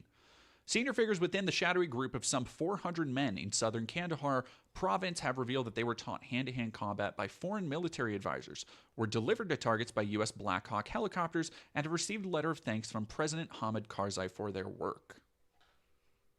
Despite their apparent military successes, the Kandahar Strike Force has been dogged by rights abuse allegations that have raised questions about their role when their foreign handlers left the country. Quote, "These kind of forces are the most shadowy and most unaccountable in the country, and it's a really serious problem that nobody's quite taking responsibility for," said Rachel Raid, a senior policy advisor to the Open Society Foundation.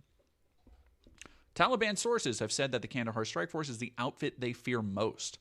Atal Afghanzai, a former commander of the Kandahar Strike Force, said he was recruited when he heard that the Americans were looking for guards. He was billeted at Camp Gecko, a sprawling place in the hills outside Kandahar city that was once home to Taliban leader Mullah Omar, but now houses a cafeteria, pool, and two-tiered fountain with catfish. If Camp Gecko sounds familiar, it is because it is where the National Guard shooter was also stationed, I believe. We just talked about that.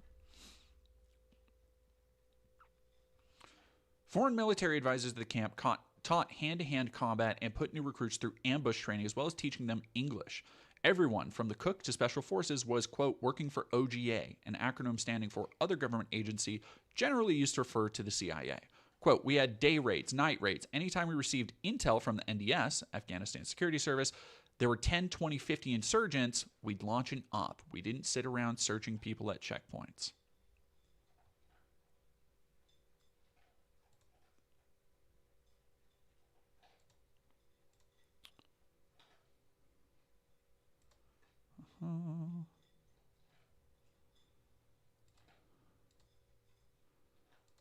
So let's talk about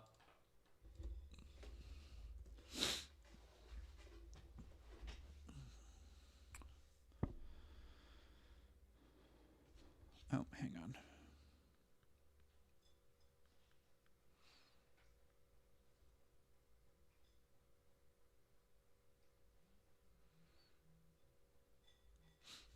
And don't forget, chat, if you don't mind, I need some help paying bills. The Ko-Fi link is very much appreciated, particularly to help me pay bills, as I had an unexpected 2 months of phone payments I had to pay today. So any additional funds, very much appreciated right now.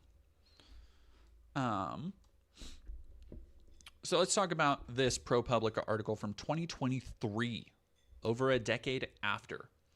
What we know about U.S.-backed zero units in Afghanistan. Deadly night raids fall to U.S. intelligence, a, quote, classified war loophole. Unprecedented insight into civilian casualties of Afghanistan's zero units.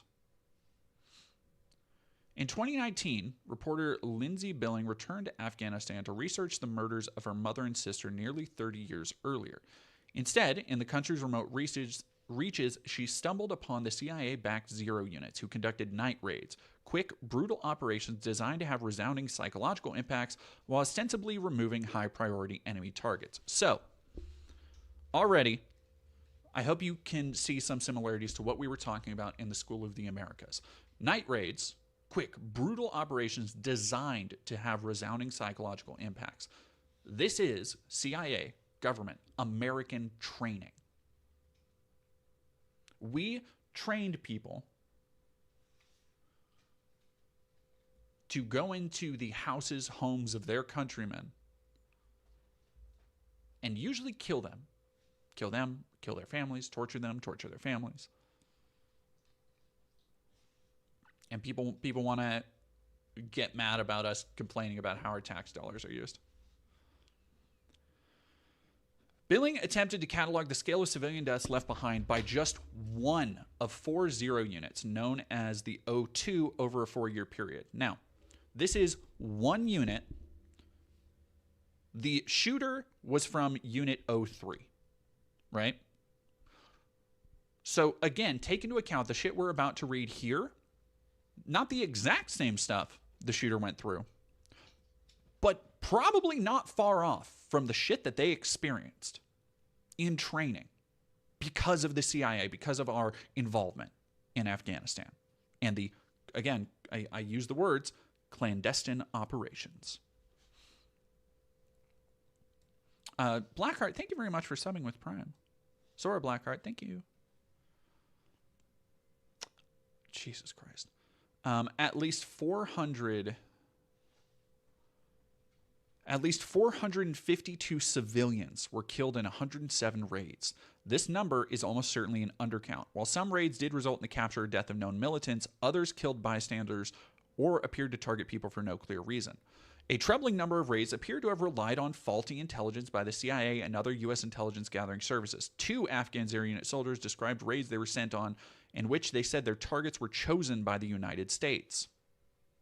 So, what we're seeing there is essentially just using these militaries, these militias, to just assassinate freely without any kind of recourse. Again, the shit that CIA loves to do, which is to deny plausible, or have plausible deniability, not deny plausible deniability. 2D Synctum, thank you so much for $50. Nobody, I hope this helps with those phone bills. Not going to waste my time at Black Friday considering the predatory business practices. Thank you so much. I appreciate that. Yeah, this guy was recruited as a child.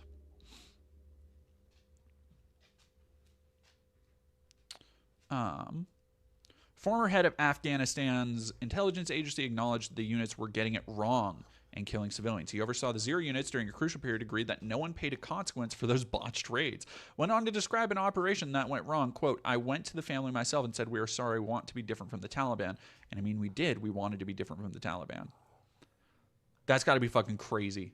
That's got to be fucking crazy. The cognitive dissonance of, yeah, no, we're not like the Taliban. The propaganda you're sold about how they just go town to town and terrorize everybody, as the U.S.-backed militias go town to town and terrorize everybody.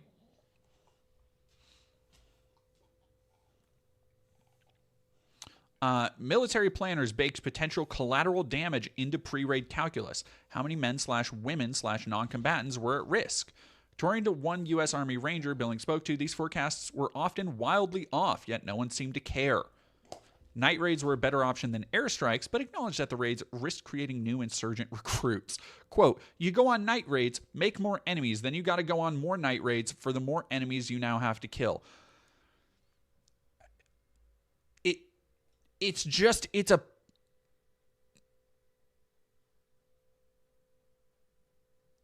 a perfect encapsulation of it. Like,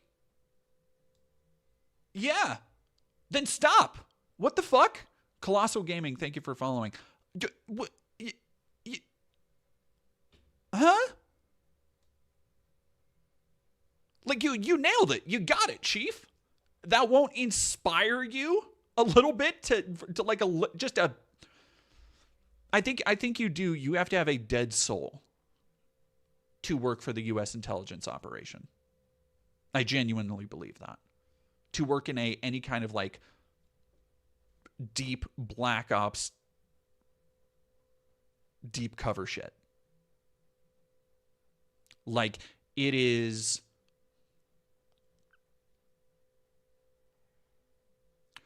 I think to really be so detached, to have a full understanding of the spectrum of a battlefield, the intelligence spectrum of a battlefield, insofar as you understand the role you are playing as a cog in a machine and how that will affect the suffering of others, and to willfully do that, to go out of your way to inflict such massive scales of suffering on civilian populaces, people who have no attachment to this conflict, to any conflict really,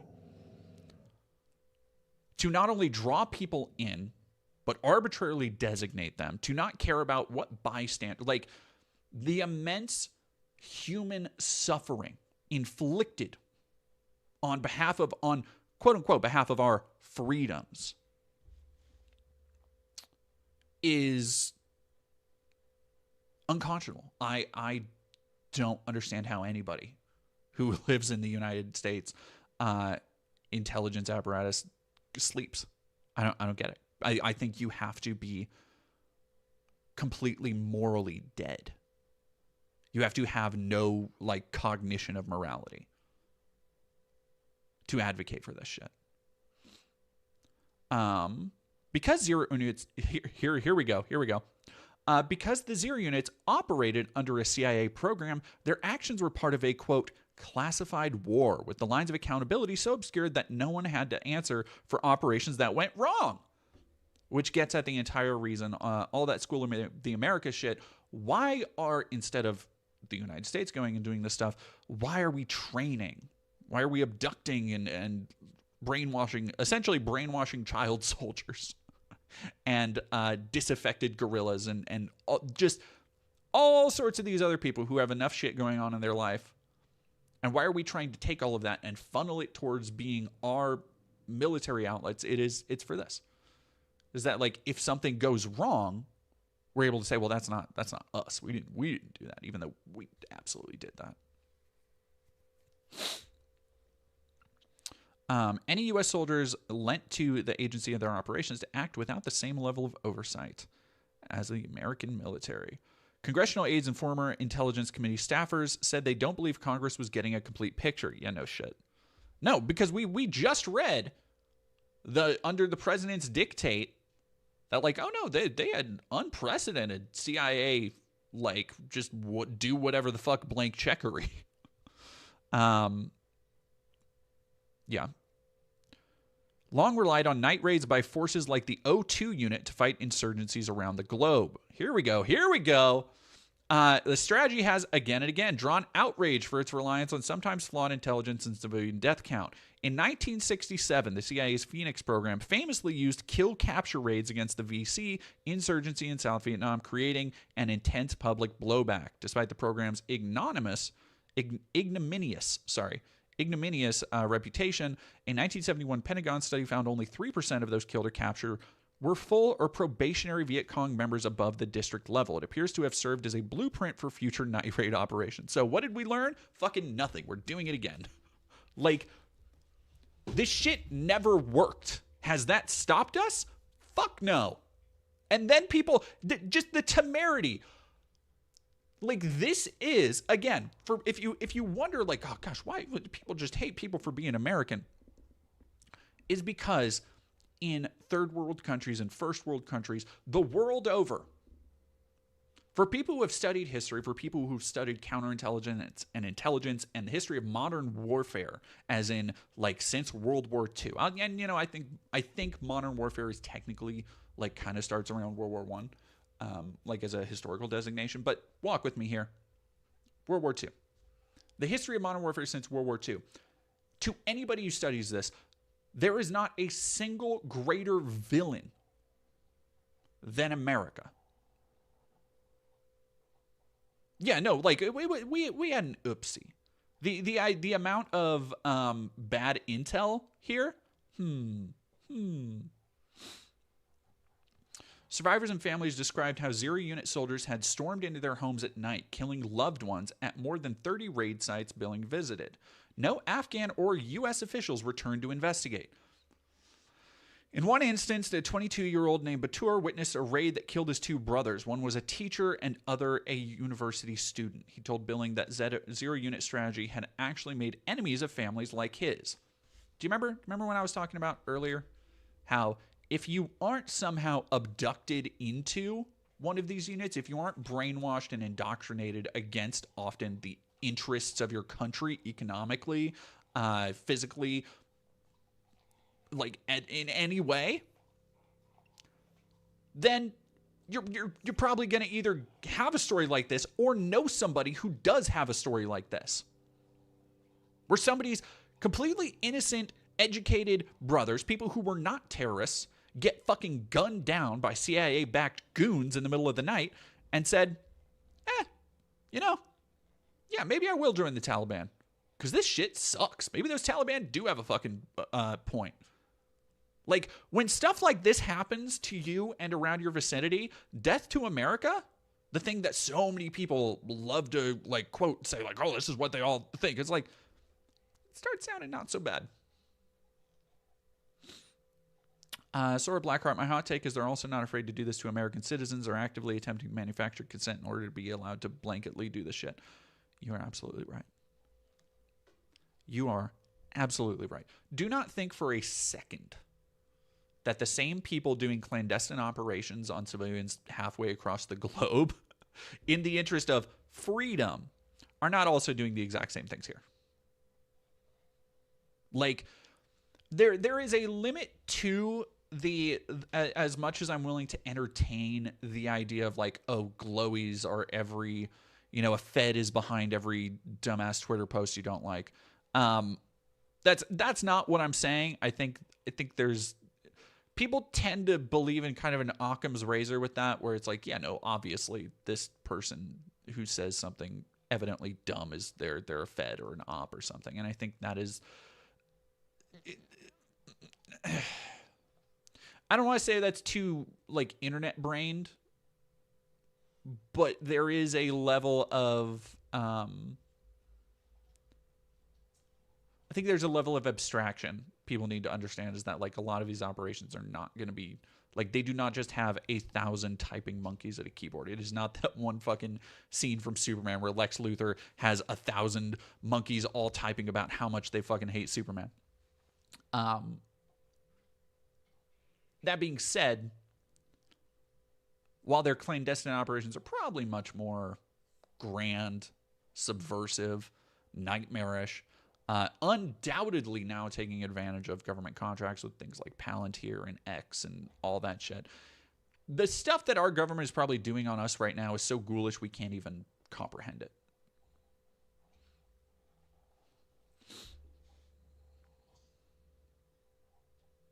Yeah, Empire uses the weapons against the other, eventually against their own. Yeah.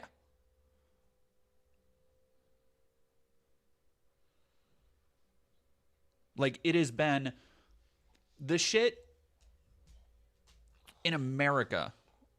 Like, and we've had this, this weaponization and expansion of the surveillance state since the Patriot Act and since 2001. And the like effect that you can see of the war on terror in America is exactly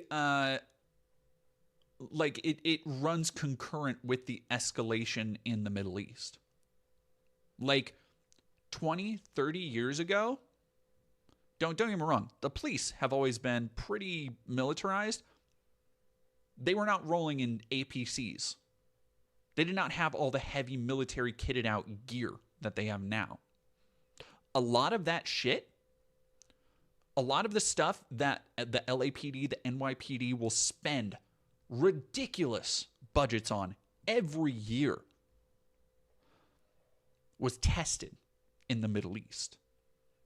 The tactics they'll use have been used in the Middle East. When people look at civilian uprisings, how do we stop civil unrest? Where do you think their use cases come from? Where do you think they're innovating all this shit that they use on us when they try and take people out of the communities, like with the anti-ICE protests?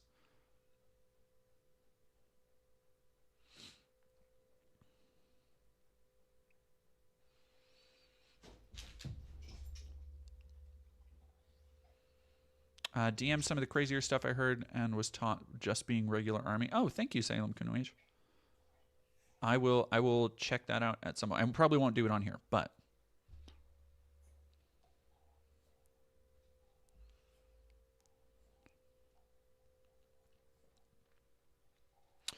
little in the way of explanation was ever provided to the relatives of the dead. Yeah, fuck it, dude. Like, somebody said that this is like a Hassan stream where people will accuse him of, oh, here we go. Chill face. This feels like a Hassan stream. This is just what he says. The same takes that get him called a terrorist supporter.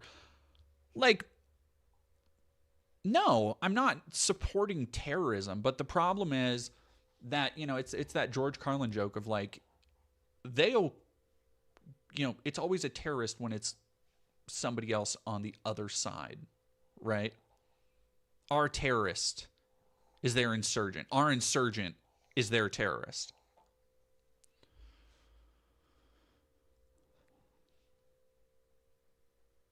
We're Dragon Cat Overlord. We're talking about since World War II.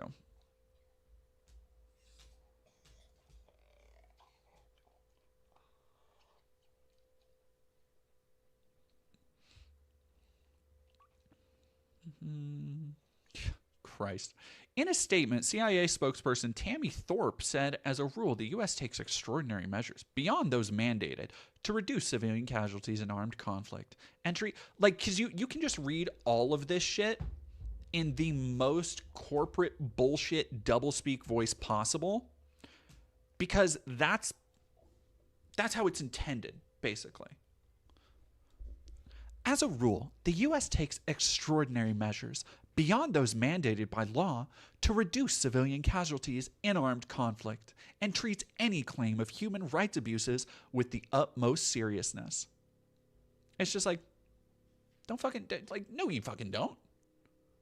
It's just this patronizing bullshit.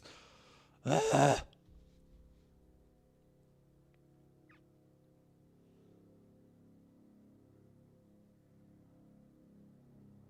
Most moral army, yeah. Thorpe said the Zero units had been target of a systematic propaganda campaign designed to discredit them because of, quote, the threat they pose to Taliban rule. And that's the other thing. Oh, that's the other thing they fucking love doing, is that if you find the proof of the clandestine, horrible shit and the way that we torture people and murder people and ruin lives all around the world, then suddenly you are now unpatriotic. You are now a propagandist for the other side. It's the exact same line of thinking where I'm glad somebody brought up Hassan, that when he talks about things like the blowback from our interventionist policies in the Middle East, then people will say, well, you're just supporting terrorism. It's like, no. But you're just being a realist about what leads to this shit, especially when you don't want to take any accountability. And when you're forced to take accountability, you still manage to shift it onto, well, you're just a propagandist. You're just anti-American. You're just blah, blah, blah,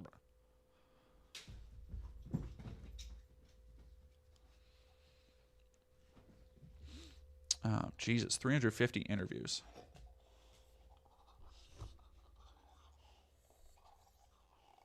Read the full report here. I'm so sorry about the noise my dog is making into the fucking mic.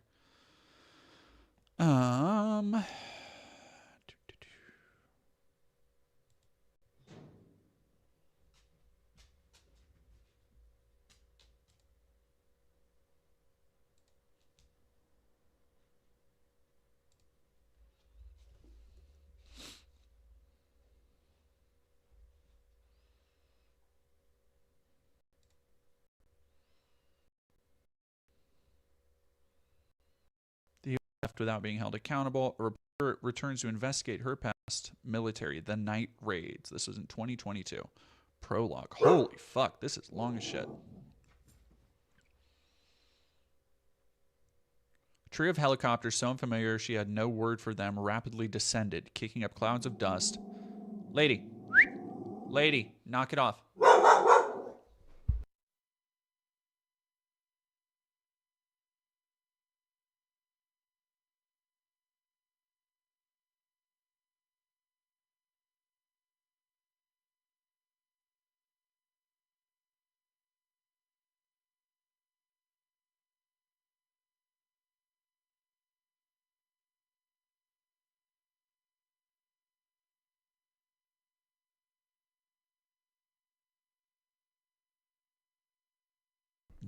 Okay, sorry, lady was getting woofy.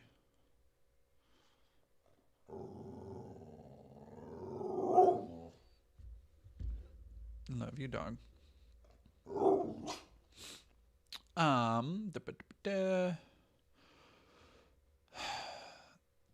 Men wearing desert camouflage and black masks flooded into the house, corralling her two sons and forcing them out the door. Mazala watched as the gunmen questioned Safula, 28, and 20-year-old Sabir before roughly pinning them against a courtyard wall. Then, ignoring their frantic protests, the masked men put guns to the back of her son's head. One shot, two, then a third. Her youngest, the quiet, gentle one, was still alive after the first bullet, so they shot him again.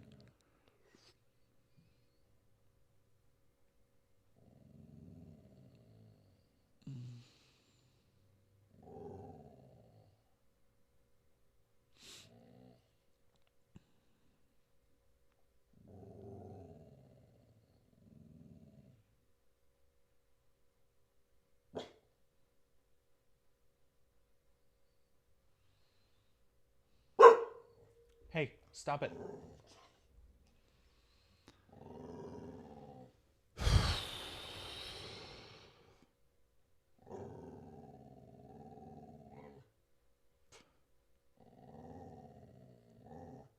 Squadrons of U.S. trained Afghan Special Forces soldiers. 2 more homes in the area were targeted that night, they said, though no one else was killed. Everyone acknowledged the Taliban had been in the area. They were everywhere in Nangarhar province.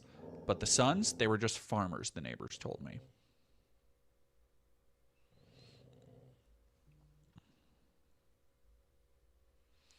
That trip was the first time I'd heard of the secretive units, which I'd soon learn were funded, trained, and armed by the CIA to go after targets believed to be a threat to the quote unquote believed to be a threat to the U.S.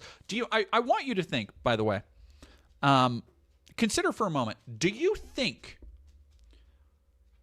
a person, a farmer, even if they're a Taliban leader, against the combined might of the U.S. military industrial complex, do you think there is any, even if they are a member of the Taliban, that you could justify calling a threat, a existential threat to the United States of America?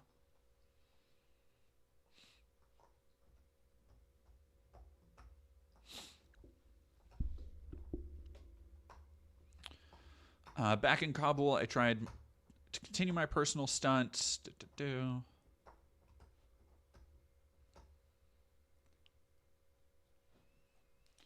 America's war in Afghanistan is already being consigned to history, pushed from the world's consciousness by humanity's latest round of inhumanity. But there are lessons to be learned from the West's failures. Other reporters, notably in the New York Times, have documented the cover-up of casualties from aerial bombardment and the drone war. This story is a deep look into what happened after America embraced the strategy of night raids, quick, brutal operations that went wrong far more often than the U.S. has acknowledged.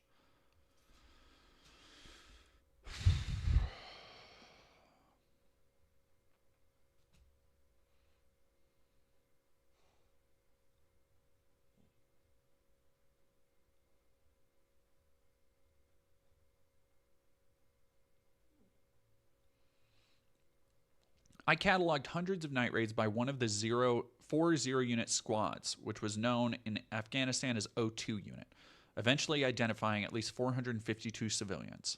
I crisscrossed hundreds of miles, interviewing survivors, eyewitnesses, doctors, and elders, seldom, if ever, visited by reporters. The circumstances of the civilian deaths were rarely clear, but the grieving families I spoke to were united in their rage at the Americans and the U.S.-backed Kabul government.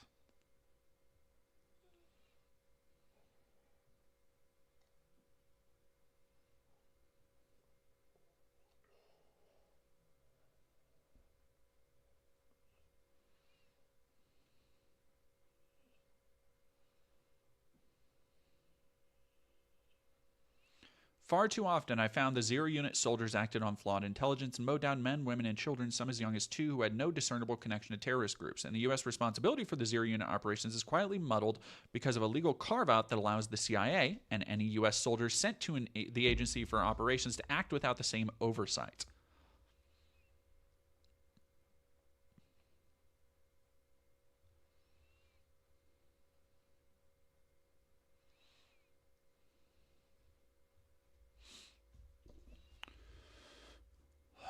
Jesus Christ.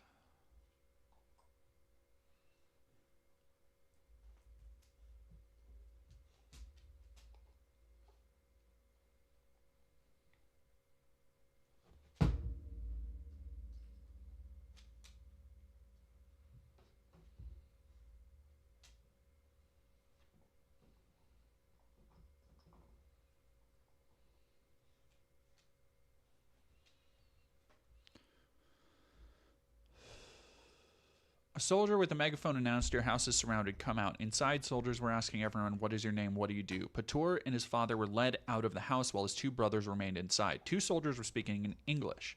The soldiers checked his name against a list, he said, then ordered him to sit under a tree. As long as the planes are circling above, they said, "Do not move." My back was to the house. I don't know how long I was sitting there, he said quietly, but that's when he heard the sound of firing. It was just like pop, pop, so it was silenced guns. He heard the helicopters take off. Immediately, my father ran to the house screaming, but I couldn't hear him. I ran after him. My father said, "Come on, they are finished." They found his 2 brothers dead. They'd been shot many times. That night, 11 people were killed, including Batur's brothers.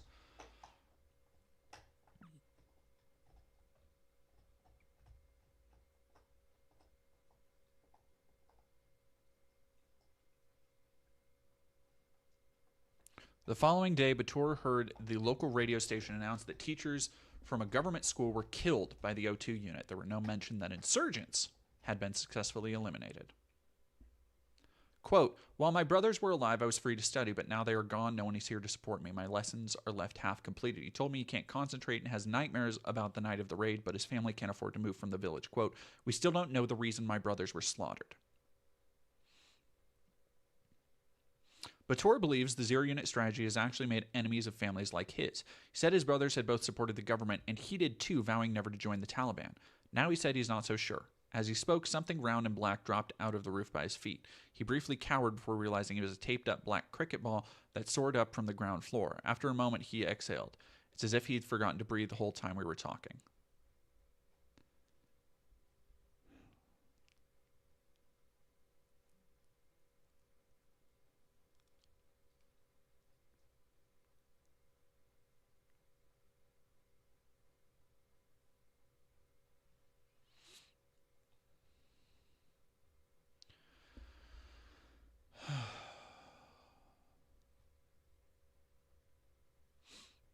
The raids, along with drone strikes, were part of America's vast counterterrorism apparatus known as the Kill Capture Program. When Petraeus replaced McChrystal in Afghanistan, he expanded the program and in 2010 released figures to the media claiming spectacular success. Thousands of al-Qaeda and Taliban leaders captured or killed.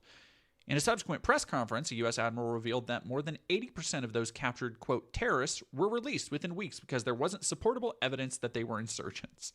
This, by the way, again, good to keep in mind as you continue to see people like Pete Hegseth talk about, oh, how many drug runners we've killed. It's like, you can't prove that. So odds are, let's put 80% at not accurate, right? Let's put 80%. Because that seems to be the batting average for American military intervention. Meanwhile, the CIA was separately funding, training, and equipping its own series of paramilitary forces. The Zero units were officially established around 2008, modeled on U.S. Special Forces operations like Navy SEALs. Regionally based and staffed by local soldiers, the units were sometimes accompanied by CIA advisors.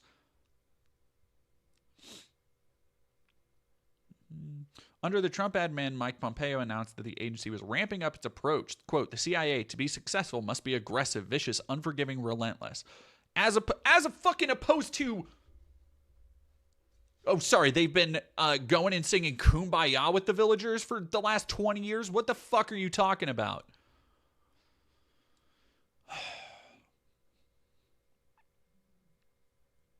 The following year, 2018, New York Times published a report about the O2 unit using brutal tactics.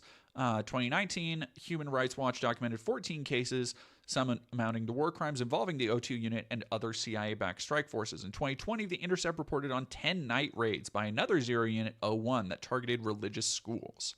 While the stories described deadly raids, not much was said about why the intelligence guiding them was often flawed. It appeared to be a pattern that went hand in hand with the night raid strategy. I spoke to 2 self-proclaimed, quote, geeks who helped build or operate spy technology during the peak years of war. They said failure was predictable despite the huge advances. The most cutting-edge equipment in the world, they said, didn't make up for the deficits in understanding, quote, the enemy by the Americans processing the intelligence.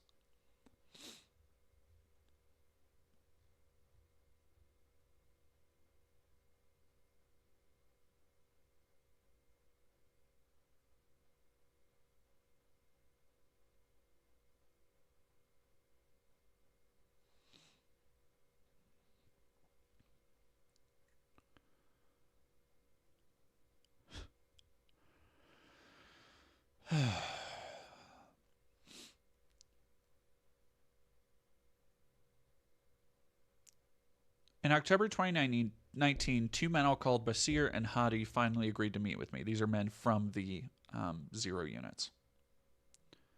Hardened by violence and the isolation of the Zero units, they were initially baffled by my interest, not just because they feared discovery. Why would I want to talk to killers? They decide to speak, of course, because of their unease with missions gone awry and their distrust of the motives of those directing the attacks. I agreed to protect their identity. See, even the people we are training to do our dirty work unaccountably across the world know how fucked up it is.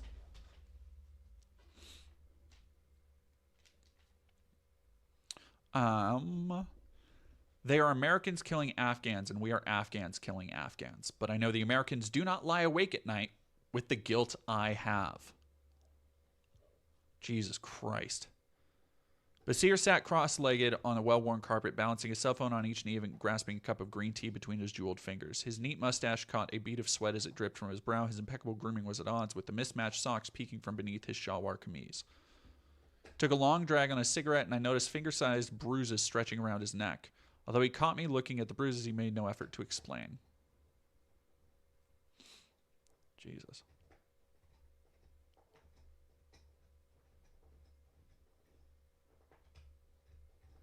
According to Basir, Hadi is the joker of the two. He squeezed his friend's shoulder reassuringly, grinning at him. Don't worry, she's not American, he said in Pashto. In an attempt to reassure them, I tell them I'm English and of Afghan and Pakistani descent. Hadi smiled weakly, but it was clear he was unconvinced.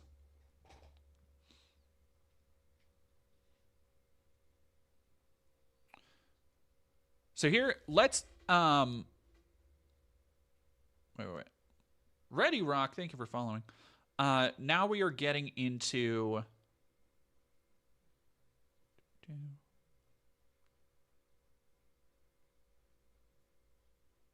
the kinds of people like the National Guard shooter that we have. The kind of people that the CIA go after, recruit, use, and try and throw away.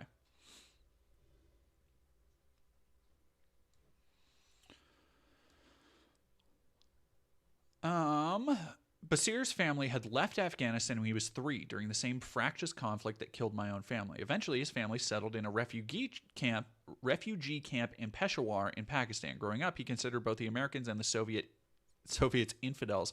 Later came to realize that the Taliban have their own cruelties. When he returned to Afghanistan at 16, he lived in another refugee camp. I wanted to be a politician, but there were no jobs.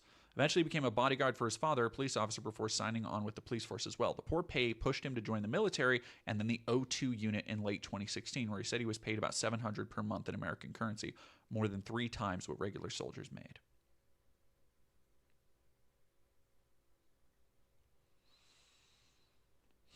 Also received 8 months of training from Turkish and American. And this is the other thing, is that we will create these situations in countries and then go, well, no, we're bringing economic opportunity. We're bringing prosperity. We're bringing all this good stuff. We're helping out all the people. It's like, without our proxy wars, they wouldn't be in these kind of straits.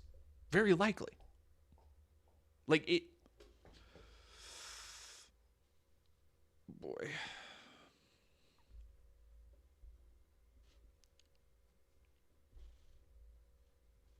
Hadi transferred from the Afghan to the O2 from the Afghan commandos in 2017. Quote, it was my dream to join the infamous Zero unit. I thought I would be part of building and securing a new Afghanistan, and as the Americans say, blast them out of their holes and send them to hell. I wanted to get the bad guys. He paused. At first, the throw was intense, but the job wasn't this clear in the end. You know, I became the bad guy, or maybe I wanted to be the bad guy all along. He looked away, fingering a frayed edge of carpet. Fuck, man.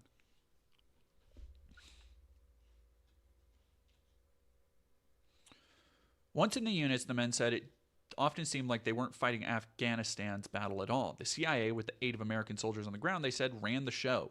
They point out the targets and we hit them. Adding that about 80 soldiers go on a raid and 10 Americans, sometimes 12, join every operation. After we return to base, we count how many soldiers we lost. Many Afghan soldiers have been killed, but not Americans. They are out of the war.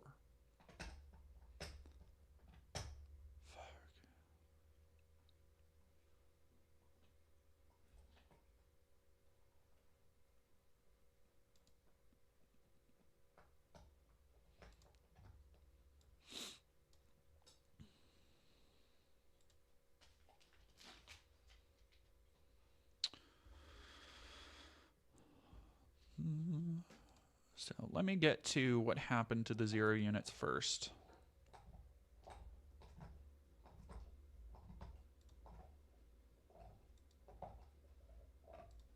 So I pulled a bunch of sources for this.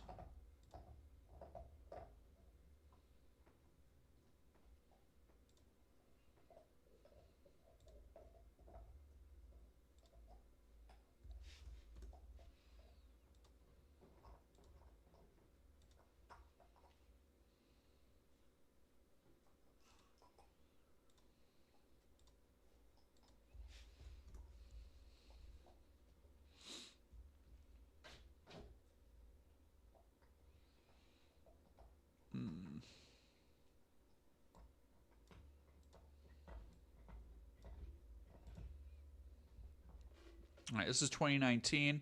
Afghan paramilitary forces working with the U.S. CIA have long been a staple. The problems associated with these militias take on new significance given the recent momentum in talks between the U.S. and the Taliban about withdrawal. What interests do the militias represent? How can they be integrated into a peace agreement, if at all? CIA-supported militias are a particularly troublesome version of the regionally based militias in Afghanistan that developed over the years around local strongmen with external support. The present units originate in the 2001 invasion, when U.S. military forces and the CIA organized Afghan militias to fight Islamist militants. Almost 2 decades later, the CIA is still running local militias and operations around against the Taliban and other Islamist militants. Throughout, the militias reportedly have committed serious human rights abuses, including numerous extrajudicial killings of civilians. CIA sponsorship ensures that their operations are clouded in secrecy. There is virtually no public oversight or accountability for grave human rights abuses.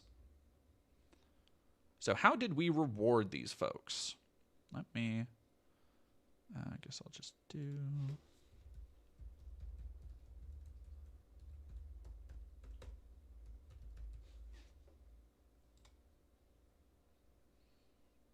Oh, fuck off. No, don't count me in. Fuck you. Get out of here. Be gone. The CIA's Afghan proxies, this is 2021, accused of war crimes will get a fresh start in the U.S. So if you're wondering, hey, how did a CIA-backed trained killer who was part of a death squad that we just arbitrarily had killing probably hundreds of civilians for probably a decade, how did they get over here to America? Well, us, because of America. Before the Taliban took control of Kabul in August, the U.S.-backed Afghan commandos known as Zero units were the ghost of the Afghan battlefield. Along with their CIA advisors, they were feared and virtually invisible. But in the hectic, violent weeks between the Taliban victory and the U.S. military withdrawal, fighters belonging to a Zero unit known as O1 and other linked militias known collectively as National Strike Units, or NSUs, helped the Americans secure Hamid Karzai International Airport.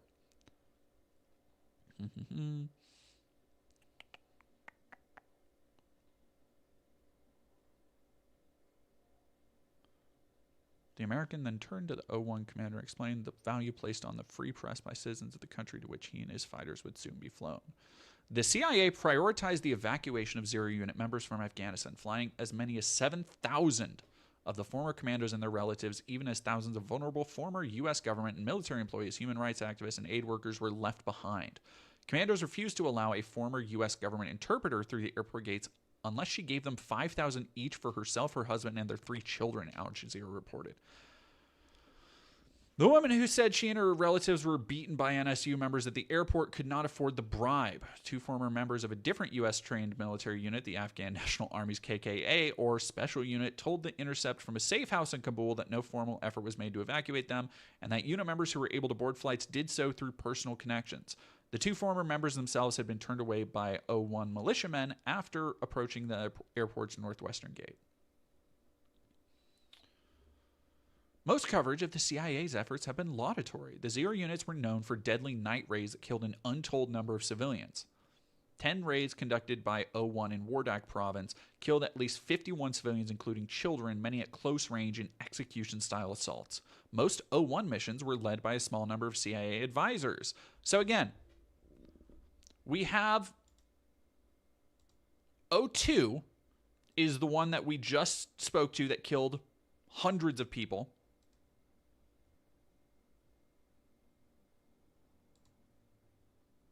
Do that again. O3 was the one the unit that the shooter in the National Guard, or the National Guard shooter in DC, is from. This is still another one that is out there murdering and killing children.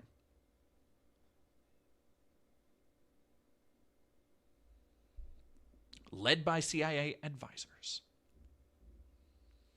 Most of the Zero Unit members were flown to Qatar, where CIA paramilitary officers worked to get their former Afghan colleagues sent to the U.S. Once known within the U.S. government as Mohawks, Zero Unit started as an irregular commando force controlled by the CIA. The intelligence agency trained the teams to serve as guerrilla fighters out of small U.S. outposts. Conduct deniable operations and avoid accountability, and were similar in some respects to CIA's Phoenix program during Vietnam.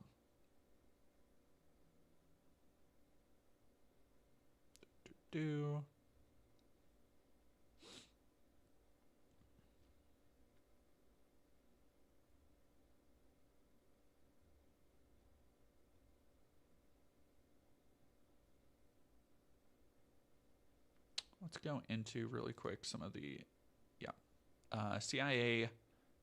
The CIA's Afghan Death Squads, a U.S.-backed militia that kills children, may be America's exit strategy.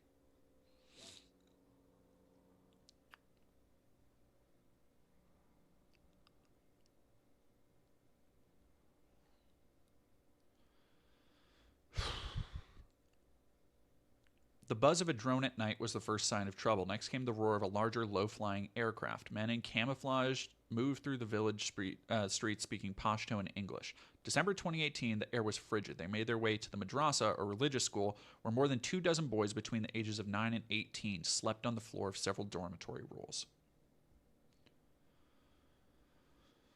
Neighbor watching from window saw a flash and heard a loud explosion as the front gate of the school was blown open. The noise awakened 12-year-old Bilal, who was huddled in a room with 9 other boys, when an Afghan soldier burst through the door. "Wake up," the man yelled in Pashto, pointing at the boys one by one with the barrel of his rifle, which was mounted with a flashlight. Second soldier entered, chose the 2 tallest boys, led them out the door. The first soldier turned to leave, but before he did, issued a warning to the rest of the boys. "If I find you in this madrasa again, we won't leave a single child alive." Bilal and the others squeezed together as far from the door as they could, with their backs to a large window facing a central courtyard. Many were in tears, others couldn't speak. From the hallway, Bilal heard words he recognized as English. Quote, "They're not going to let us live," a student murmured. In preparation for his death, some of the boys recited the Muslim declaration of faith, known as the Shahada. There is no God but Allah, and Muhammad is his messenger.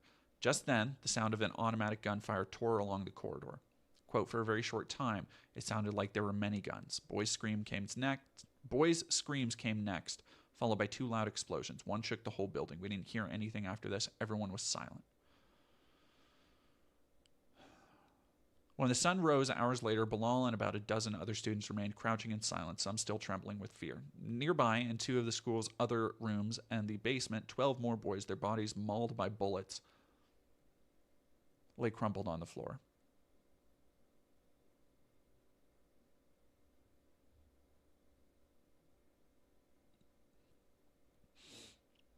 The 12 boys killed in the madrasa at Omar Khalil that winter were among scores of civilians massacred in at least 10 previously undocumented night raids. Beginning in December and continuing for at least a year, Afghan operatives believed to belong to an elite CIA-trained paramilitary unit in partnership with U.S. Special Forces unleashed a campaign of terror against civilians.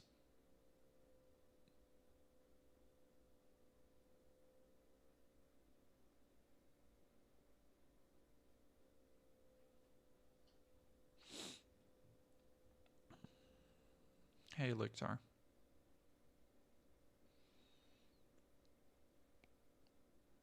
Here we go. 03, known as the Kandahar Strike Force, which operates in the south, and 04, which conducts raids in Kunar and adjacent provinces.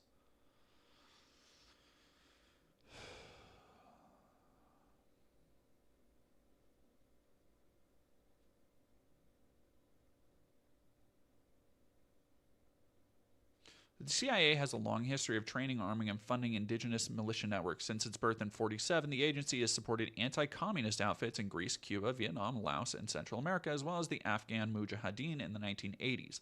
Since the September 11th attacks, the CIA has repurposed and supercharged those methods dispensing training and weapons to supposed allies from Somalia to Syria with dubious results. Yeah, no shit.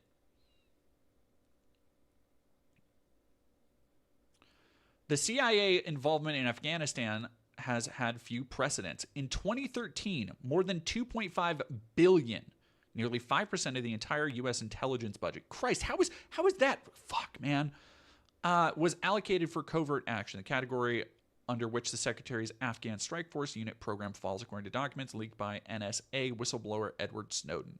From establishing the Strike Force units to selecting their targets, overseeing their missions, and using special operations forces borrowed from the Pentagon to coordinate air support, the network of CIA-run militias in Afghanistan is perhaps the most dramatic manifestation, apart from America's well-documented drone program, of the secret war the U.S. intelligence agency is waging across the globe.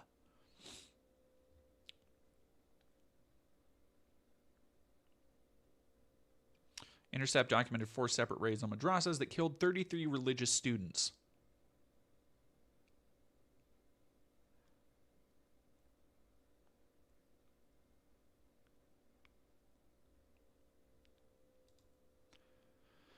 So this is from a couple years after 2022.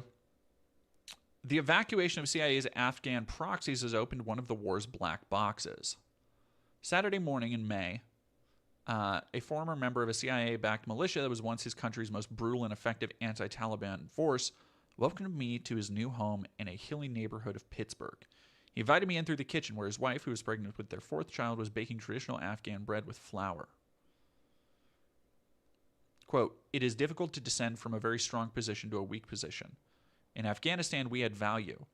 It was our country, and we were making sense for that country. But now, even our generals and commanders, everyone is in the same position. In Afghanistan, it was impossible to talk at any length to members of the secretive commando forces known as Zero units. They hunted the Taliban in night raids and were widely accused of killing civilians, including children." That's not an accusation. That's just true. Like a lot of people like to talk about, baby killers and stuff in the military. These are actual, proper fucking baby killers. As heinous as that is.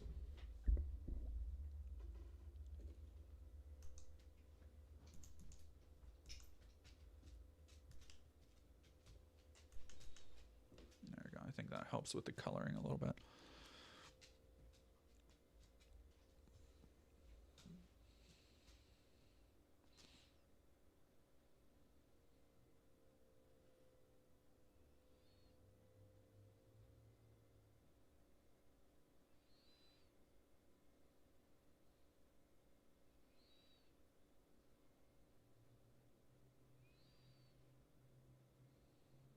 After almost 2 decades as an American proxy, from guarding U.S. bases to killing Afghans in partnership with the world's most powerful intelligence agency, he has landed as a poor and vulnerable refugee in a 3-bedroom apartment with flowered curtains he had to harangue the resettlement agency to install, in keeping with Pashtun culture, which dictates that a woman must be shielded from the eyes of passing strangers.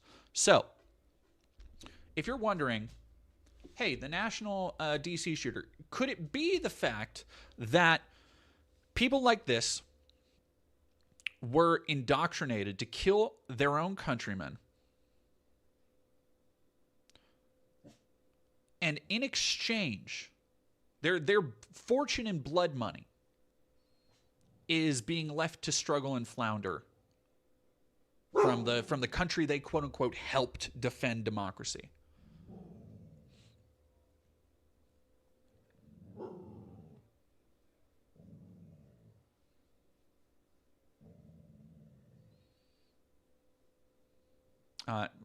Your regular reminder: Obama administration transitioned from combat operations to a counterterrorism and advisory mission in Afghanistan after 2011. The U.S. handed control of several Zero units over to the Karzai government.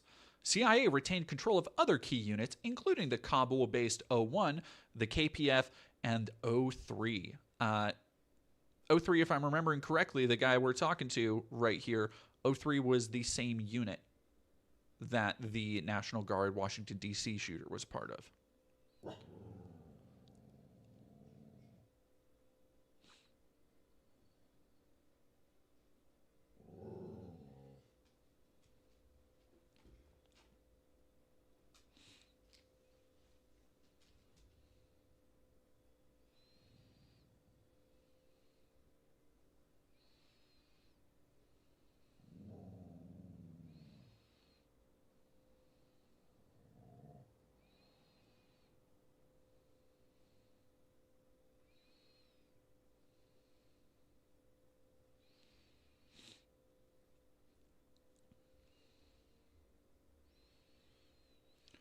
Zero units were designed to kill and capture in targeted raids, not to fight on battlefields. They are widely known as among the most effective elite units in the Afghan security forces.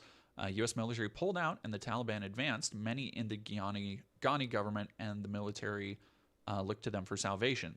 Quote, I'm not sure if our commanders got some money and bribes from provincial officials or the government in Kabul, but they started turning a blind eye to our standards and sending us to several missions a day and making us suffer heavy casualties. Sometimes 7 or 8 unit members were killed each month. Jesus Christ.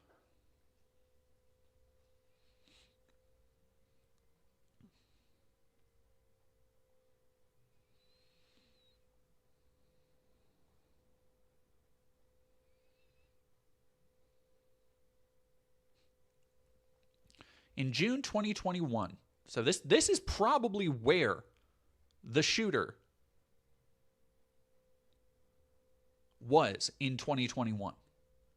In June 2021, O3 was deployed from one front line to another as district after district fell to the insurgents. By the end of that month, nearly half of Afghanistan's districts were under Taliban control. And mind you, this is because of the U.S. failed invasion and now pulling back out. So they engineered entire lives for these people to put them in more danger than was ever necessary. And now they are all at risk of the Taliban getting them and killing them for, like, I'm going to say, not unjust reasons, given that these zero units were known primarily for just assaulting and murdering children in the middle of the night.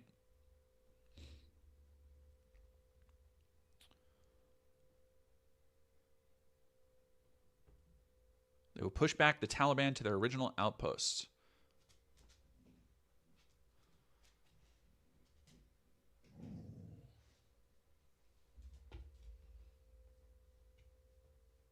One of the many mysteries of the war's final days was how the Zero units managed to make their way through the Taliban-held territory to Kabul, where they were evacuated. Apparent agreement between the Taliban and U.S. helps explain their unlikely escape.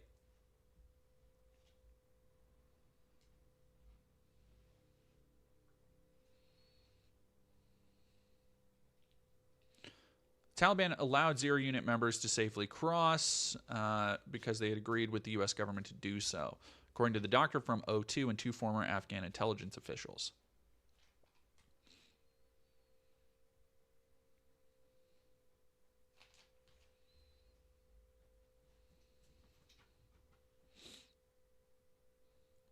Jesus Christ. And now this is the opportunity they've been repaid with.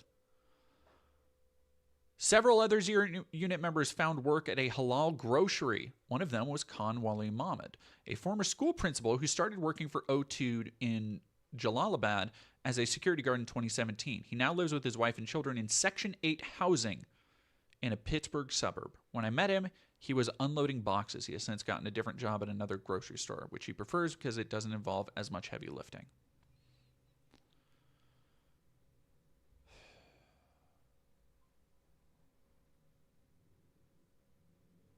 This spring, members of the Taliban kidnapped 2 of his teenage nephews and held them for 5 days.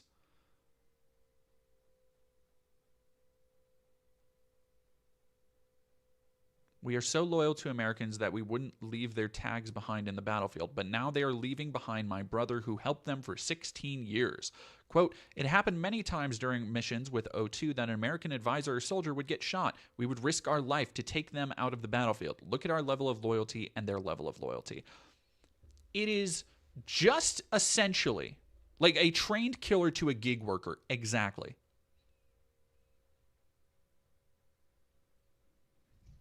Like, it is when people talk about the ingrained white supremacy of the, like, American colonial project, this is the kind of shit they're talking about. Where the civilians that we're using, not civilians, the military, militias, quote unquote, that we're using to do our fighting for us, who we are using to murder and terrorize their own country, we do not, because they are the brown people that Americans are using, that the CIA is using, they functionally do not see them the same way. They are worth less in the eyes of the American intelligence apparatus. They are statistics, not people.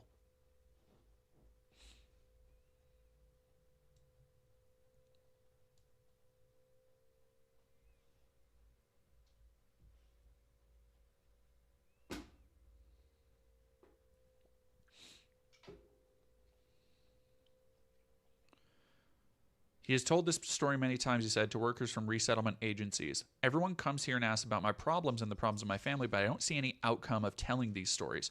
Do you enjoy hearing my painful life story?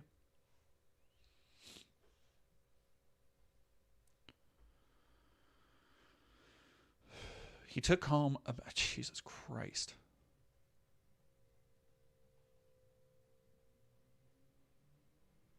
His house was about 5 miles from the Halal grocery, an easy 15-minute drive, but the bus ride, including a transfer downtown, could take more than an hour. This day, he would work for 9 hours, arriving home between 9 and 10. The family, including children, would eat a late dinner. After that, they'd call Afghanistan so he and his wife could talk to their parents, and the parents could speak to their grandchildren.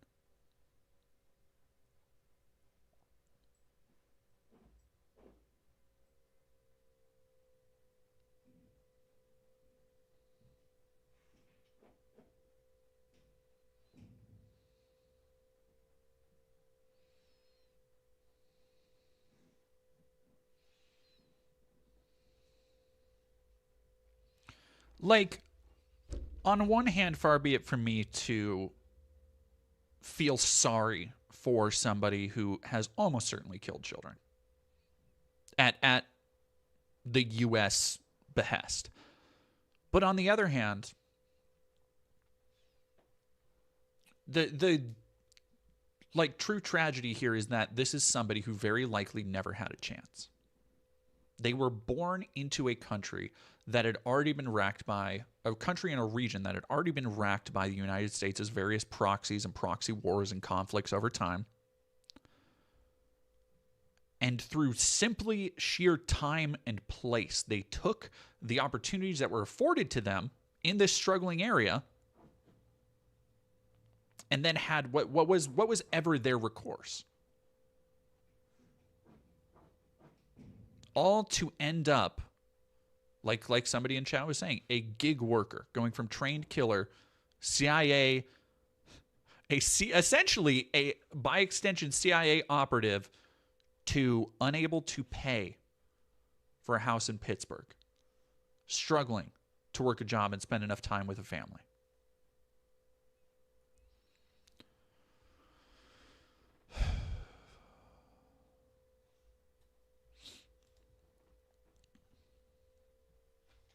This is another thing from around that same time. This is July 4th, 2025.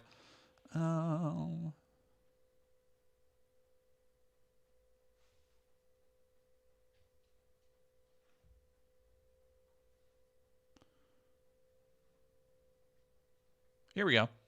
Here's another person, grew up in Ghazni province, had been working with American military for around 15. Hey, what are you doing? What do you got? What is that? Hey, what the hell, dude? No. Stop it.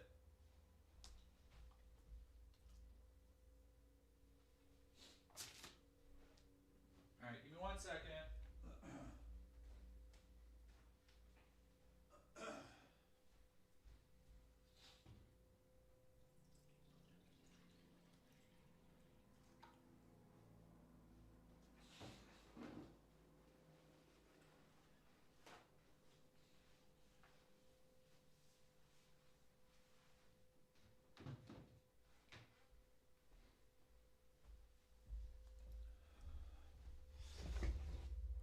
Oh, that's a dog. All right.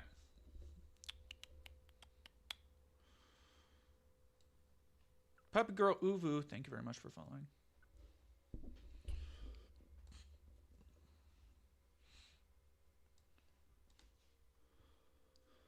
All right.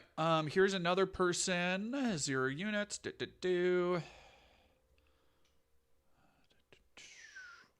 man.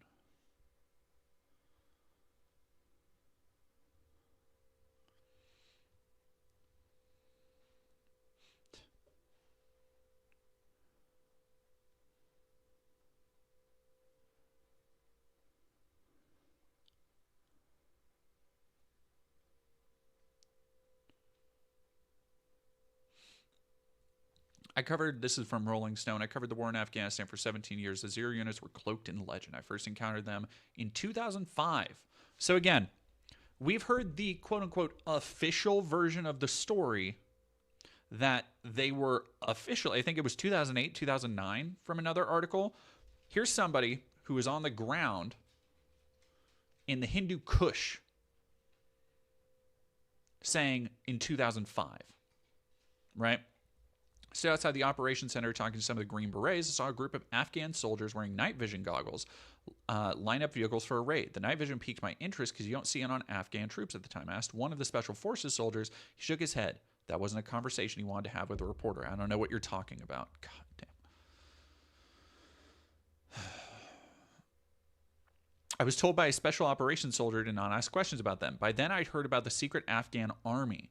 The only news about their operations came in the aftermath of the killing of a terrorist leader or in accusations of war crimes. Even now, U.S. officials cannot officially acknowledge the connection between the CIA and the Zero units.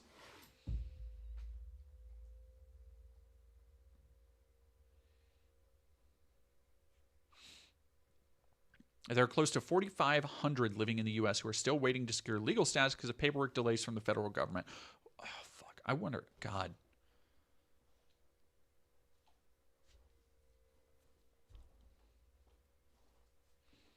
No one just joined the Zero unit. Soldiers had to be recommended who vouch for their loyalty. Andar initially served in 2007 before joining in 2012 after his brother referred him. Unlike other Afghan units infiltrated by the Taliban, Zero units never suffered an insider attack. When Afghan soldiers who were radicalized turned against U.S. advisors, which former CIA officers say was the byproduct of a strict vetting program. Okay, this fucking Rolling Stone article is glazing the fuck out of this shit. Maybe not the tact to take in the year 2025 to just be like, we were fighting for our land, for our flag, for our dignity. We were fighting for our rights and our humanity. We don't want our soil to be used to hurt anyone else. We want Afghanistan to stand on the same level as other countries, to be respected, to be trusted. Like, maybe don't valorize this shit. We wanted Afghans to walk through the world with the same kind of pride and recognition as everyone else.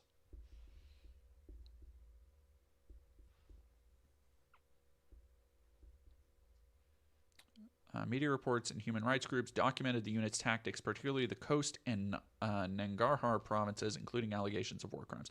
It's not allegations, it's just war crimes. I get it. You can't say that in Rolling Stone. Devastating impact these forces on civilian populations. Night raids and executions were attributed to the looser rules of engagements. Death squads. The Intercept called the Zero units, O1 in particular, death squads. The units' raids resulted in the death of at least 51 civilians. We talked about that. 2022, ProPublica. We talked about this. Led to hundreds of Afghan civilian deaths. Hey, lady, can you stop, please? Can you just, like, chill? She's just, like, nosing around stuff.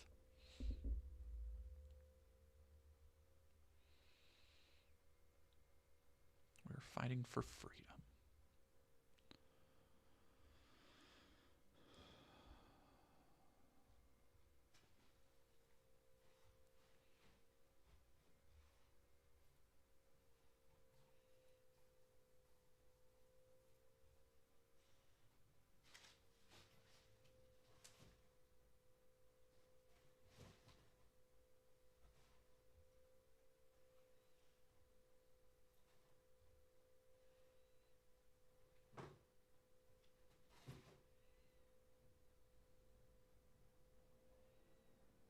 Yeah, this is...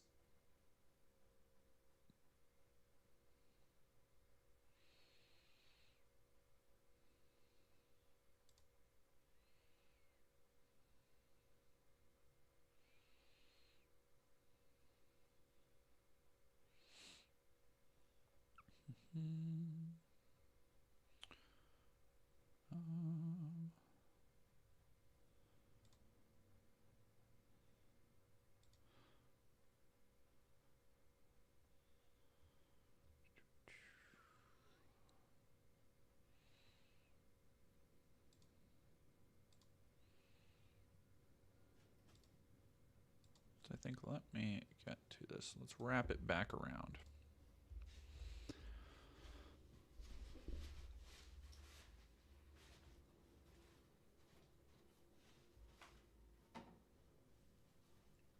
The suspect, Ramanullah Lakanwal, Ramanullah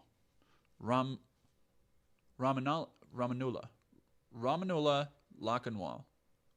God damn it.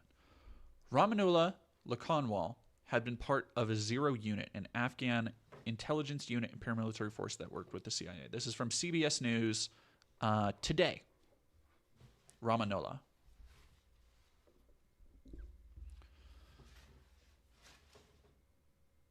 The units were exclusively composed of Afghan nationals operated under the umbrella of the National Directorate. Units were labeled death squads by human rights groups. We've gone over all of this. Firebase Gecko, used primarily by O3, I believe. Yep, O3 unit for 8 years. Former senior Afghan general told CBS News on Thursday that known as the Kandahar Strike Force was under Special Forces Directorate of NDS. Most active and professional forces trained and equipped by the CIA. All their operations are conducted under CIA command. Jesus Christ. The idea of them being the most active when another unit was accused of killing 500 civilians is terrifying, horrifying, revolting. I don't know the words for it. Like we will never know how many civilians were actually fucking killed.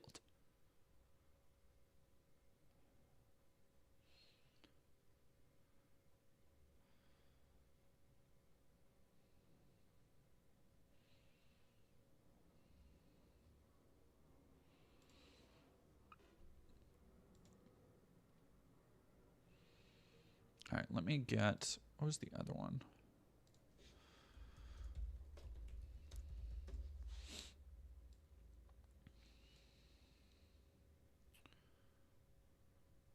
All right, CNN.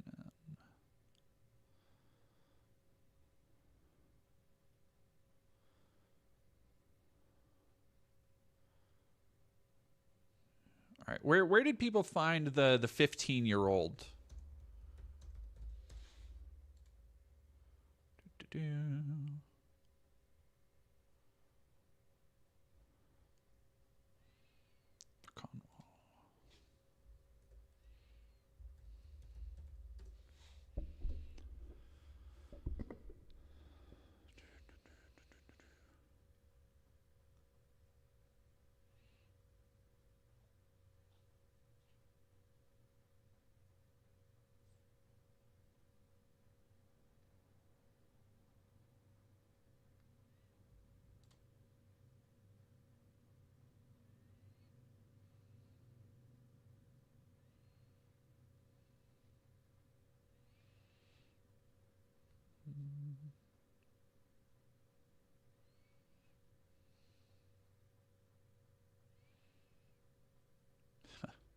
After the shooting, the Trump admin quickly ordered 500 more National Guard troops to Washington. Why? Like, what? Reinvestigation of all Afghan refugees who entered under the Biden administration. Like, yeah, I wonder why somebody who, Jesus Christ, never yield in the face of terror. He wasn't a terrorist.